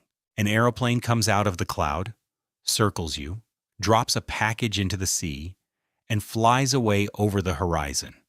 You are still 1,400 miles from land. You are still in the Southern Ocean. What has changed is that you now have a canopy and someone knows exactly where you are. Because the only thing that could take either man out of the water was a ship, and a ship has to sail there. The Royal Australian Navy frigate HMS Adelaide sailed from Stirling in Western Australia. Then the rescue became what Southern Ocean rescues always are: a long, dull, grinding transit at whatever speed the sea allows for days, while the people you are going to get sit in the water and wait. There is nothing dramatic about it and nothing to film. It is a warship making its best speed through a heavy sea for the better part of a week, with a crew that knows exactly what the arithmetic of cold water looks like. The Adelaide reached the area on the 9th of January. Its helicopter lifted Dubois off. Then it went to Bullamore's boat. The upturned hull was floating with almost nothing showing. From the surface, there was no way to know whether anyone was alive inside, and by that point, Bullimore had been under there for 4 days. Sailors from the ship went to the hull and banged on it. He came out. He swam clear from underneath and surfaced next to the men who had come to get him. 4 days after his boat turned over, in the middle of one of the emptiest stretches of ocean on Earth, alive. Both men lived. It was, by any measure, an exceptional piece of work by everyone involved. And that is exactly why it is the most misleading rescue in this entire story, because of what the world took from it. What the world took from it was that the system works. Beacon, satellite, coordination center, aircraft, warship, helicopter, survivor. A clean chain executed under extreme conditions with 2 men alive at the end of it. What the record actually shows is a different chain. Both men were located within roughly a day. Both men were physically recovered on the 9th. The gap between being found and being reached was not a failure of will, effort, technology, or courage. It was distance, and distance is not a solvable problem. Bullimore did not survive because the rescue was fast. He survived because his boat happened to float upside down instead of sinking, and because he happened to have 4 days of endurance in him, and because the weather happened to moderate enough for a helicopter to fly. Change any one of those and the same rescue, executed identically, recovers a body. Being located is not the same as being reached. That gap is measured in days, and cold water is measured in minutes. And the entire history of survival in the Southern Ocean sits in the space between those two numbers. Everything invented since has narrowed the first half of the chain and left the second half untouched. Satellite communications got dramatically better. Beacon accuracy improved by orders of magnitude. Weather routing became precise. Boats became faster, stronger, better instrumented. Not one of those advances moved Perth closer to 50 degrees south, which raises the obvious question, and it is the one that should have been asked much more loudly at the time. If it takes a frigate 4 days to reach 2 experienced solo sailors who are equipped for exactly this, what happens when the people in the water are not sailors at all? Because at the same time as all of this, a completely different kind of traffic was building in the Southern Ocean. Not fishermen, not racers, passengers. Antarctic tourism was a curiosity in the 1980s and a small industry in the 1990s. The Association of Tour Operators that manages it was founded in 1991 by 7 companies. By the 2018-19 season, more than 55,000 people were visiting Antarctica in a single summer. In recent seasons, the figure has run well over 100,000, around 122,000 in 2023-24, and just under 120,000 the following year. Roughly 98% of those voyages go to the Antarctic Peninsula. Look at a chart and see what that means because it is not obvious from a brochure. The Antarctic Peninsula is reached from Ushuaia, at the bottom of Argentina. Between Ushuaia and the peninsula lies the Drake Passage, the same 800-kilometer gap where the largest current on Earth is squeezed, where the Birdwood Bank rises out of the abyssal plain, where the graybeards break. Over 100,000 people a year now cross that water for a holiday. Most of them have never been on a ship for more than a ferry ride. Many of them are in their 60s and 70s. The industry is, by the standards of the sea, careful. Operators are experienced, ships are ice-strengthened, itineraries are managed, and the association has real standards. But careful does not change the distances. In the Antarctic, there is no Coast Guard. There are no rescue helicopters on standby.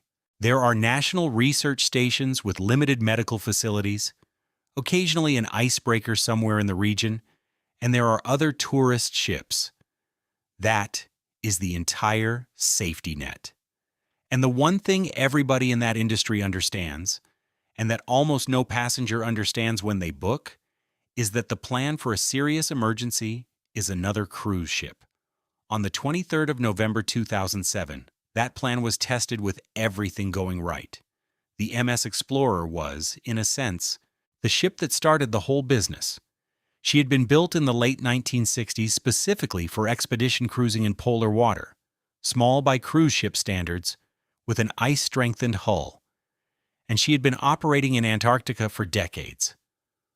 On that voyage, she had 91 passengers, 9 expedition guides, and 54 crew aboard.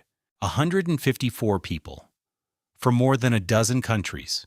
She was working through ice in the Bransfield Strait near the South Shetland Islands, roughly 25 miles from Penguin Island. The captain was Bengt Wyman, an experienced master. Navigating a strengthened ship through scattered ice is normal work in that region, and it is what the ship was designed for.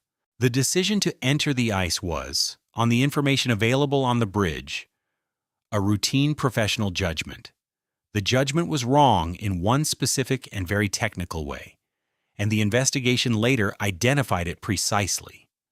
The subsequent report by the Liberian Bureau of Maritime Affairs, the Explorer was Liberian flagged, concluded that the captain was under the mistaken impression that he was encountering first-year ice. He was not. According to the Chilean Navy's assessment referenced in the investigation, it was much harder land ice. Those two things look identical from a bridge window at night. They are not remotely the same material. Sea ice that has formed over a single winter is comparatively soft, full of brine channels, and a strengthened hull can push through it. Land ice is glacial ice, compressed over centuries, dense and hard, and it does to steel what rock does to steel. The Explorer took a gash in her hull. Water came in. The crew fought it, and at some point before dawn it became clear that the pumps were not going to win. The same arithmetic that beat the Suder Havid 9 years earlier and half an ocean away, in a completely different kind of vessel, with a completely different kind of problem. The order was given to abandon ship. In darkness, in the Southern Ocean, with an elderly passenger list, into open lifeboats and inflatable rafts, and then they waited, on the water, for 3 to 4 hours. The distress call went out hours before dawn. The nearest capable vessel was the MS Nord-Norge, a Norwegian coastal ship working the same waters. Her master, Arnvid Hansen, turned toward the position and ran at full speed for about 4.5 hours. When she arrived, her crew took roughly an hour to collect all the lifeboats and rafts and get every one of them aboard. Nobody died. Not one. The evacuation is correctly remembered as an outstanding piece of seamanship by everyone involved. The Explorer's crew for getting an elderly passenger list off a sinking ship in an orderly way in the dark, and the Nord-Norge's crew for the run and the recovery. Now here is the sentence that ought to be attached to every retelling of it, and usually is not. The weather was calm. light winds, benign sea. In the Bransfield Strait in November, on a night when the Southern Ocean could have been doing any of the things this entire story has described, it was doing none of them. That is the reason 154 people spent 4 hours in open boats, and all of them came home. Change the sea state to the one the Suitor Havid met, or the one the Sydney to Hobart fleet met, and you do not have a successful evacuation. You have people in rafts being capsized repeatedly in water at around 0 degrees, with a 4.5-hour wait. And you have one of the worst maritime disasters in Antarctic history. The Explorer sank later that day, in about 1,300 meters of water. So the lesson from 2007 is not that the system works. It is narrower and much more uncomfortable than that. Everyone survived because another ship happened to be within 4.5 hours steaming, and because the ocean happened to be asleep. Modern survival in the Southern Ocean does not depend on your own vessel. It depends on the position of somebody else's. And 6 years later, the region demonstrated what happens when the somebody else gets stuck too. In December 2013, the Russian research vessel Akademik Shokalsky was chartered by a scientific expedition working in East Antarctica, near Commonwealth Bay. On Christmas Eve, she was trapped by sea ice that closed around her. Not crushed, trapped. There is an important distinction. The ship was undamaged, and everyone aboard was safe, warm, fed, and in radio contact. It was, in the strict sense, not an emergency at all. It was an immobility. But immobility in Antarctica is a slow emergency, because the season is finite, the ice does not respond to schedules, and 52 passengers cannot sit there indefinitely.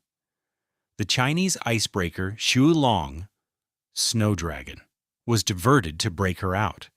She worked toward the trapped vessel, could not reach her through the ice, and then reported that she herself had become stuck. Read that again. The rescue vessel became a second vessel requiring rescue, in the same ice, for the same reason. The Australian icebreaker Aurora Australis was brought in. The eventual solution was not to break anybody out at all.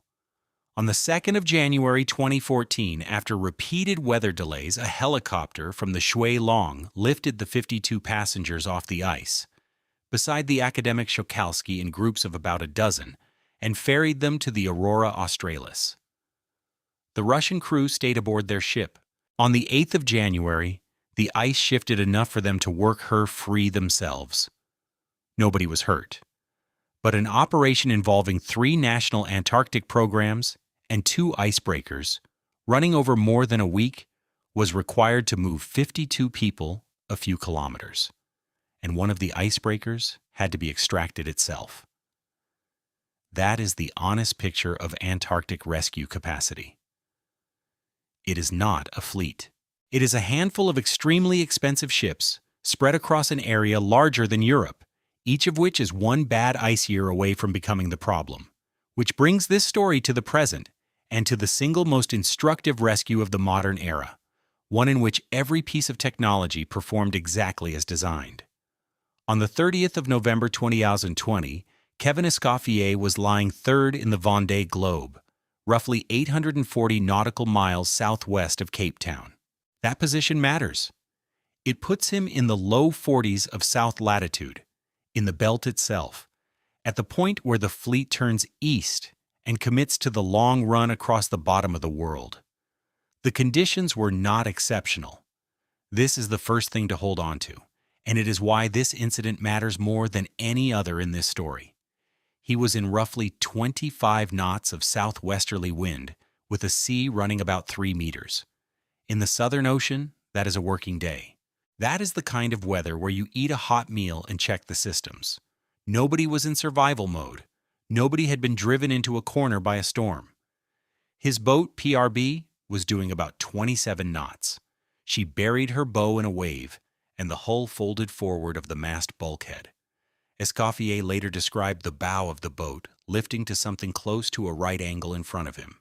In the space of a few seconds, the vessel stopped being a boat and became two pieces, with water coming through the break. He has said the whole thing happened so fast that there was no sequence of failures to respond to, no leak to plug, no sail to drop, no decision tree to work through. The structure went, and then he was standing in a boat that was flooding from the middle. He got a very short message out. He got into a survival suit. He got into the life raft. The boat went down. Now watch what the modern system did, because it did everything right, and the result should still frighten you. Race Direction in France had his position within minutes. This is a fleet that is tracked continuously by satellite. There is no scenario in which a boat disappears unnoticed. They contacted the Maritime Rescue Coordination Center responsible for that part of the ocean at Cape Town, which is the correct authority and which has real assets. They knew who he was, where he had been, what he was wearing, and what he had with him. And then the geography did what it always does. 840 nautical miles from Cape Town is about 1,600 kilometers. No helicopter is doing that. A ship would take days. There was no commercial traffic in useful range because the great circle routes of modern shipping do not go through the Southern Ocean anymore. The Panama and Suez canals took them away a century ago, which is precisely why the water is empty. The only assets in physical range were 4 other competitors, each one alone on a fragile boat, each one already fully occupied with staying in one piece. Race Direction diverted them. Jean Le Cam, Yannick Bestaven, Boris Herrmann, and Sebastian Seaman all turned around. Because it was night and because the sea and wind were making a visual search close to hopeless, the organization set up a formal search protocol, a triangle pattern, worked out using a drift prediction model run by Météo France, the same class of tool used to forecast where an oil spill will go. 4 solo sailors flying a search grid across the South Atlantic in the dark on the basis of a computed drift estimate. They had the beacon. And here is where the technology showed its edge. The distress signals were arriving intermittently, appearing to follow no consistent pattern, because a small emergency transmitter on a life raft in a seaway spends much of its time down in a trough with a wall of water between it and everyone else. The same problem hit the raft's automatic identification transponder, the system designed specifically so that ships can see a survivor electronically. Le Cam, in the middle of the search, actually made contact and then lost him again. He could not keep the raft in sight in the dark, and the transponder signal, whose range had collapsed in the heavy sea, was gone. Think about the physical picture. A man in an orange raft with a working beacon, a working transponder, a race organization tracking him from Europe, a national rescue center engaged, and 4 boats within a few miles. And they still lost him because of a 3-meter swell and darkness. Escoffier was in the raft for about 11.5 hours. Le Cam found him again and took him aboard at 18 minutes past 1 in the morning, Universal Time. Jean Le Cam was 61 years old. He was racing solo around the world. He turned his boat into a search asset for a night, in the middle of a competition that takes 3 months of preparation and years of funding, and he pulled a rival out of the water in the dark, single-handed. Getting a person from a life raft onto a 60-foot racing yacht in a seaway, alone, is an operation with a real chance of putting the rescuer in the water too. And there is a symmetry here that the sport has never stopped talking about. 12 years earlier, in the 2008-09 Vendée Globe, Jean Le Cam's own boat capsized about 200 miles west of Cape Horn, and he was trapped inside the upturned hull. The man who came back for him and got him out was Vincent Rioux, sailing a boat called PRB. The same program, the same name on the hull, that Escoffier was sailing in 2020. 2 rescues, 12 years apart, in the same ocean, and in both cases the closest available help on Earth was another competitor. So set 2020 against 1996, because on paper, they should be completely different worlds. In 1996, Pete Goss received a distress relay and sailed for 2 days into a hurricane to reach Raphael Danelli. In 2020, Kevin Escoffier's emergency was known in France within minutes, tracked continuously, coordinated by a professional rescue authority, supported by drift modeling, with 4 boats vectored onto him by a computed search pattern. The outcome was identical in structure.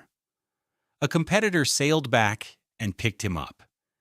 Everything that improved in 24 years improved the speed and accuracy of knowing. Nothing improved the ability to arrive. That is the whole illusion, stated as plainly as it can be stated. Communication is a solved problem in the Southern Ocean. Position is a solved problem. Forecasting is very close to a solved problem. Presence is not a problem anybody has solved, and there is no reason to expect anyone will, because the only way to solve it is to put ships and aircraft permanently in a stretch of ocean that has almost no traffic, no coastline, no fuel, and no shelter. And there is a second, quieter point in the Escoffier case that gets lost in the drama of the night search. The sea did not break that boat. 25 knots and 3 meters did not break that boat. The boat broke because it was traveling at 27 knots when it met an ordinary wave, and it was traveling at 27 knots because that is what the design is for. Every generation of these boats has been faster than the last. Water ballast, then canting keels, then foils that lift the hull partly clear of the water and push average speeds higher still. Each advance is a genuine engineering achievement, and each one raises the impact energy of the routine, unremarkable, 1,000 times a day event of the bow meeting the back of a wave. The technology did not make the Southern Ocean safer for these boats. It changed which wave is capable of destroying them, from the rare monster to the ordinary one. That is the modern version of running the easting down.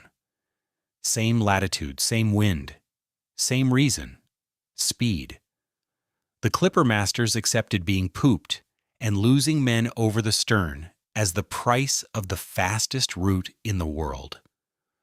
The solo fleet accepts structural failure at cruising speed as the price of the fastest boats in the world. The trade is understood by the people making it. That is not recklessness. It is a priced risk.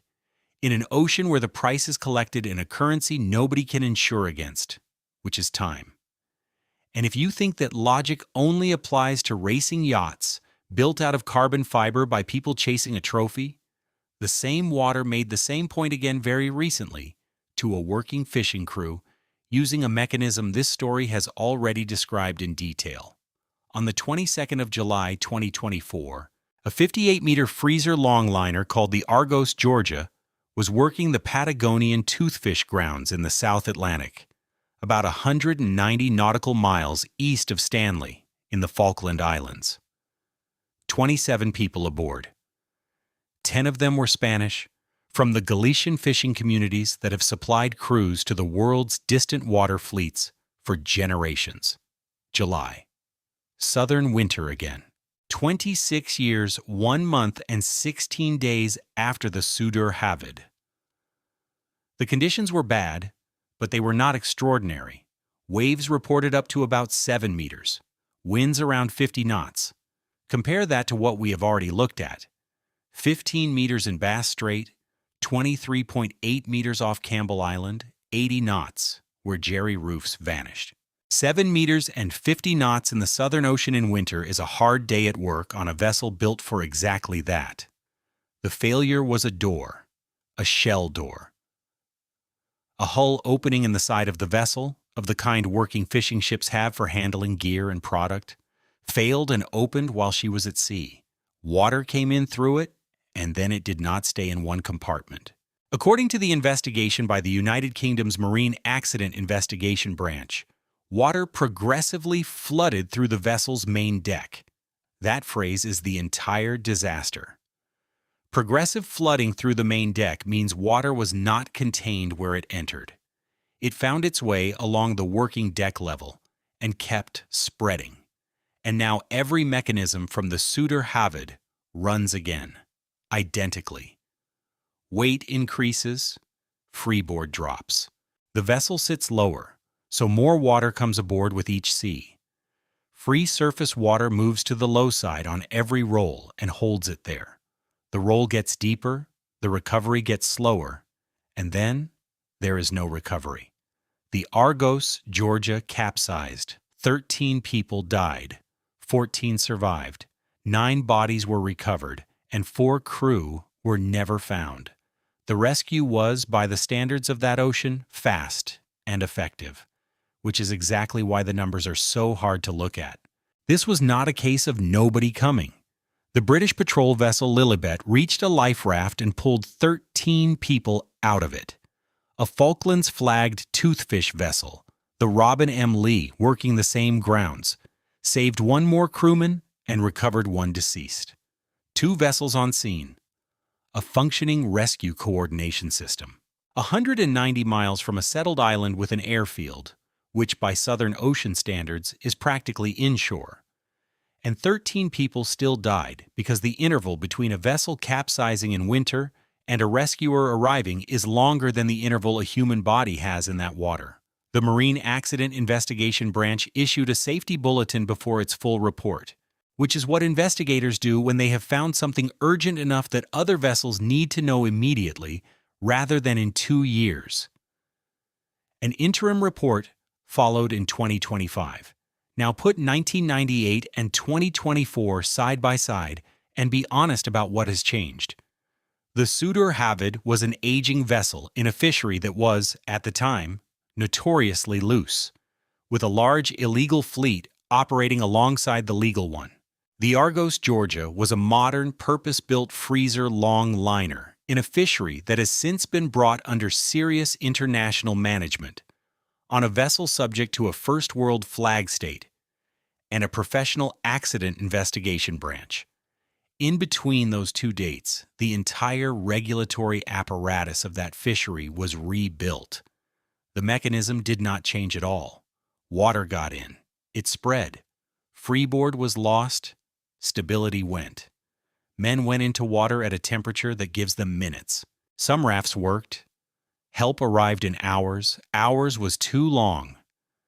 That is not an argument that regulation failed. The legal toothfish fishery today is genuinely better managed than the one Matt Lewis observed. It is an argument about which part of the system regulation can actually reach. You can make a vessel stronger, its paperwork better, its crew better trained, its rafts better designed, its beacons more accurate. You cannot make the water warmer, and you cannot put a rescue ship over the horizon.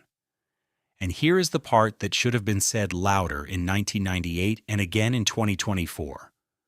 Neither of those crews was in the Southern Ocean by accident. They were there because the toothfish is worth a great deal of money, because it lives in cold, deep water at the bottom of the world, and because the season for taking it falls when the belt is at its hardest. The value and the danger have the same cause. That is true of the nitrate trade that held the Susanna at the Horn for 99 days, true of the whaling stations on South Georgia, true of the fishery, true of the race, and true of the tourism. Dangerous places are usually valuable for exactly the reasons that make them dangerous. So step back and look at what the last century and a half has actually produced in this belt. It has not reduced the number of people going there. It has increased it dramatically, and it has changed who they are. In 1905, almost everyone in the Roaring Forties was a professional seaman on a working ship with no realistic alternative. Today, the population of that ocean includes commercial fishing crews, a few hundred professional racing sailors, scientific staff on national programs, a small number of naval and patrol vessels, and more than 100,000 paying passengers a year crossing the Drake Passage on holiday. The equipment has improved enormously in the 2 areas where improvement was possible: knowing where you are and telling somebody. It has improved much less in the one area that decides survival, which is how long it takes for a physical object with a deck on it to arrive. And the geography has not changed at all. The pressure belts are where they were. The current still runs east at more than 170 million cubic meters a second and still squeezes through the Drake Passage. The Birdwood Bank still rises out of the abyss to 50 meters. Bass Strait is still 60 to 80 meters deep and still open to the west. The water is still between -1 and about 5 degrees, which still sets a clock measured in minutes. Except that one thing about the geography may in fact be changing. And this is the point where it would be easiest and most tempting to overstate. Go back to the buoy. The instrument near Campbell Island exists because there was almost no long-term wave data from the Southern Ocean at all. That sounds absurd for the most energetic water on the planet, and it is a direct consequence of everything this story has described. You cannot easily measure a place that destroys measuring equipment and that nobody has a reason to visit. Buoys have to be deployed by ship, moored to the seabed, and left. The old mooring at that site failed, which is why HMNZS Wellington had to go back in March 2018 with a replacement engineered to take the constant flexing that had torn its predecessor apart. So the 23.8-meter record from the 9th of May 2018 is not evidence that the Southern Ocean recently started producing bigger waves than before. It is evidence that somebody finally had a working instrument in the water when one went past. That distinction matters, and any version of this story that skips it is lying to you. The evidence for actual change comes from somewhere else, and it is more careful and less cinematic. In 2019, Ian Young and Agustinus Ribal published an analysis in the journal Science that pulled together 31 satellite missions, altimeters, radiometers, and scatterometers, covering 1985 to 2018. Roughly 4 billion individual observations, cross-checked against more than 80 ocean buoys around the world. It is the largest data set of its kind that has been assembled. What they found globally was small, modest increases in mean wind speed and wave height over 33 years. What they found in the extremes, and specifically in the Southern Ocean, was larger. Extreme Southern Ocean winds increased by around 1.5 meters per second, about 8%, over the period. Extreme waves increased by around 30 centimeters, about 5%, 30 centimeters, on a 15-meter wave. That is the honest number, and stated flatly, it sounds trivial. 3 things stop it being trivial, and 1 thing stops it being conclusive. First, this is a shift in the extreme tail, not the average. Nobody is killed by an average sea. The entire history you have just heard is a history of the tail, the wave that broke instead of rolling, the crest that arrived out of sequence, the gust in the 80s rather than the 50s. Moving the tail moves the frequency with which any given severe threshold is crossed. A vessel designed to a particular condition does not care that the mean went up slightly. It cares how often the design condition is exceeded. Second, wave energy does not scale with height. It scales roughly with the square of it. Small increases in the height of the largest waves carry more energy than the percentage suggests. Third, and most importantly, this is happening in the belt that already sets the ceiling for everywhere else. The Southern Ocean is the wave factory for a large part of the planet. Swell born in the Forties reaches the coasts of Australia, Southern Africa, South America, and the Pacific Islands. If the extremes there are strengthening, the effect is exported. And now the caution, because it is genuinely required. These trends are small relative to natural variability. They are weighted toward the extremes rather than the mean, and their magnitude is contested. Different satellite reconstructions and different model comparisons do not agree on the size of the change, and some analyses of 20th century model output do not reproduce the observed altimeter trends well. What the research community broadly accepts is a direction. What it does not have is a precise number that you should treat as settled. The atmospheric side of it is on firmer ground, and it is more interesting anyway. The behavior of the whole westerly belt is described by an index called the Southern Annular Mode, which measures whether the westerlies are tight and strong and pressed toward Antarctica or looser and further north. It has been trending toward its positive state, stronger poleward shifted westerlies, since roughly the middle of the 20th century. The two attributed drivers are stratospheric ozone depletion, which cooled the polar stratosphere, and rising greenhouse gas concentrations. A recent review of the paleoclimate and instrumental evidence concluded that the mode is now in its most positive state in more than 1,000 years, and that if emissions continue to rise, that state is projected to persist through this century. Translate that out of index language. The wind belt this entire story is about is currently tighter and stronger and sitting further south than it has in a millennium. The roaring Forties are, in a meaningful physical sense, currently more roaring than they have been in recorded history. The sea ice question has to be handled with more discipline, because it is the single most abused fact in polar journalism. Sea ice damps waves. Where there is ice cover, waves entering it lose energy quickly, and a coastline or a vessel behind an ice edge is shielded. Where the ice edge retreats, that shield moves, and open water appears where there was none, which means fetch, which means waves can build and travel where they previously could not. Antarctic sea ice has behaved unusually since around 2016 with several record low extents, and researchers are still working out how much of that is a forced trend and how much is variability in a system that has always been noisy. What should not be said, in either direction, is that less ice makes the Southern Ocean safer, or that it makes it more dangerous. It does something more specific than either. It moves the boundary between the two hazards. Less ice means fewer places where a ship gets trapped and crushed, and more places where a ship meets open water wave conditions instead. Trading an ice risk for a wave risk is not an improvement or a deterioration. It is a change in which of the mechanisms in this story you are exposed to. There is also a second-order effect that is more predictable than the physics and considerably more dangerous, and it has nothing to do with ice or waves directly. Longer open water seasons extend operating windows. Fishing fleets, research programs, and tour operators all plan around when the water is workable, and when the workable period lengthens, the calendar fills. More vessels operate further into the shoulder seasons, when the weather is less reliable and daylight is shorter.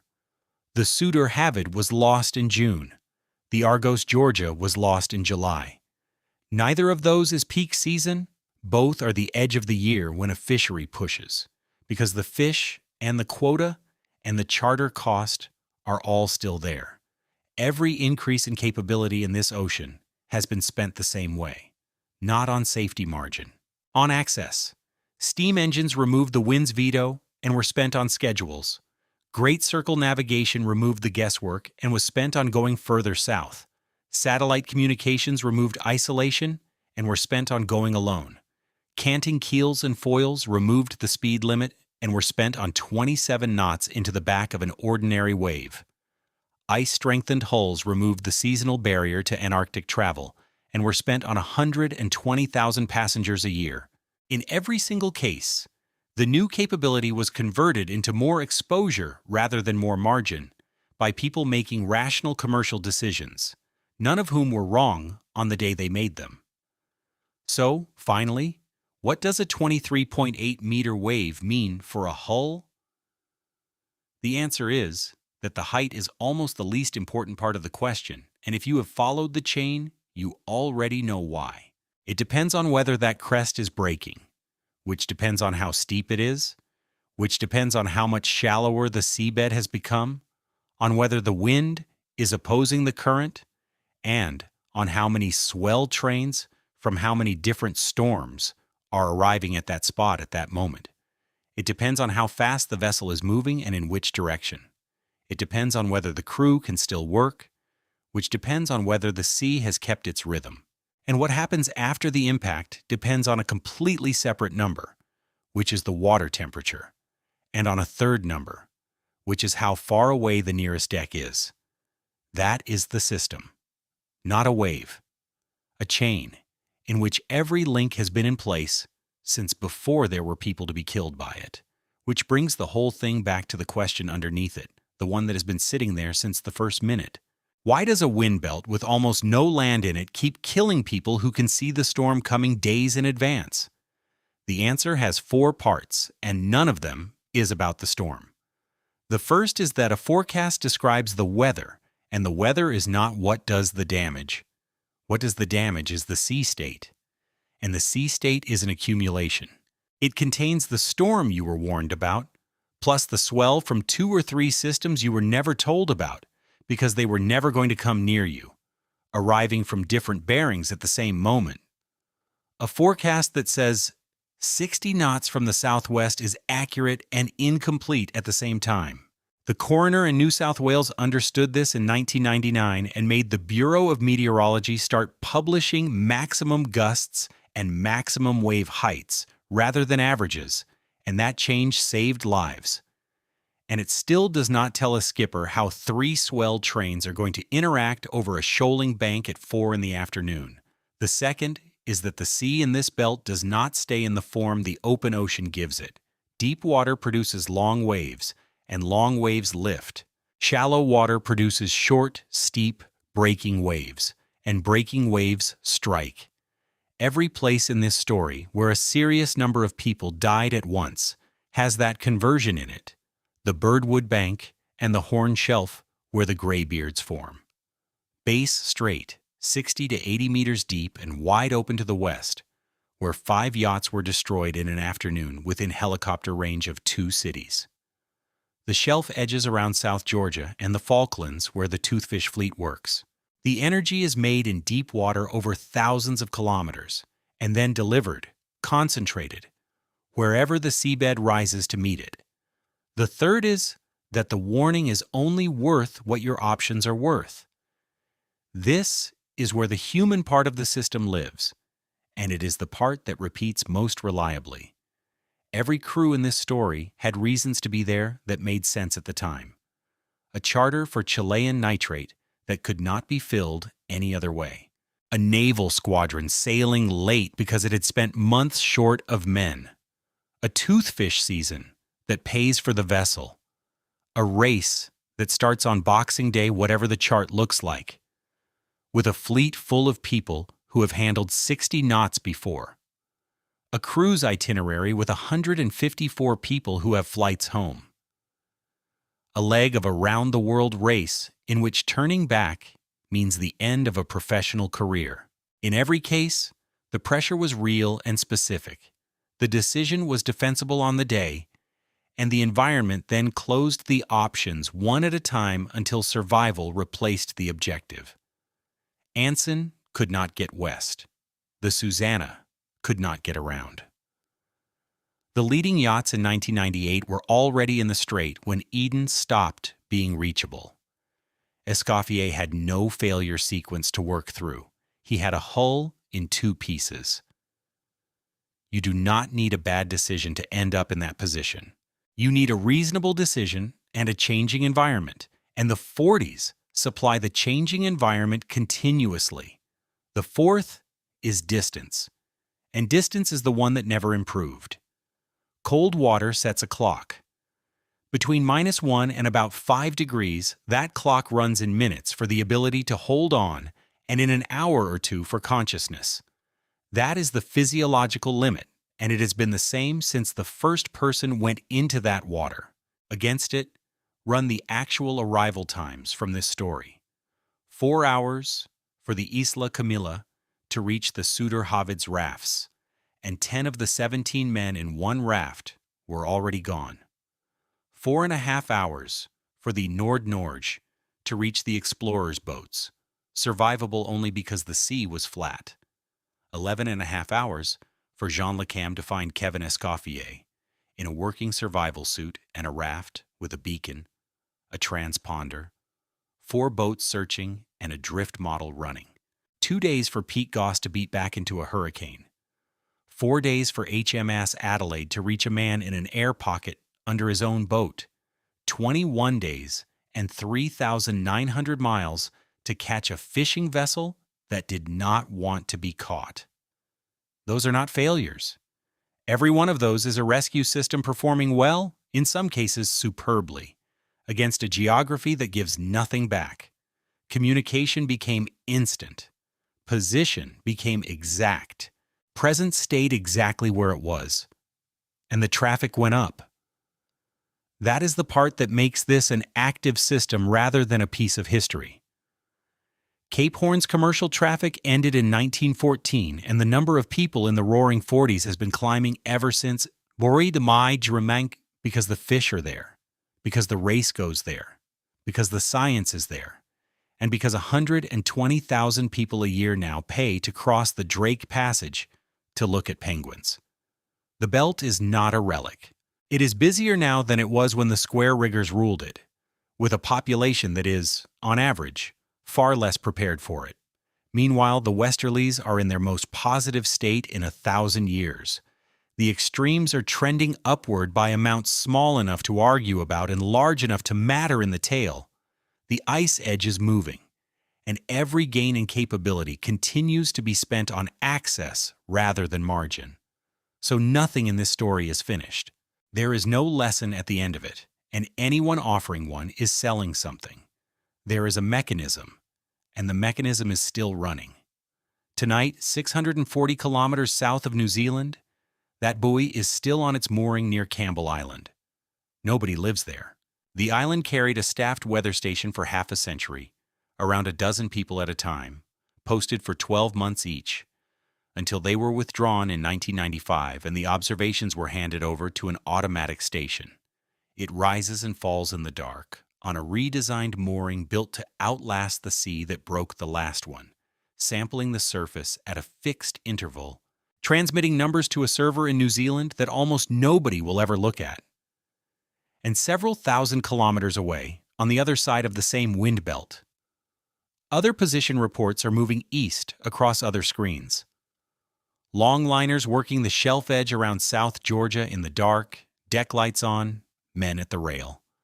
A ship out of Ushuaia, full of passengers who booked 18 months ago, crossing the Drake Passage tonight, because that is when the season is.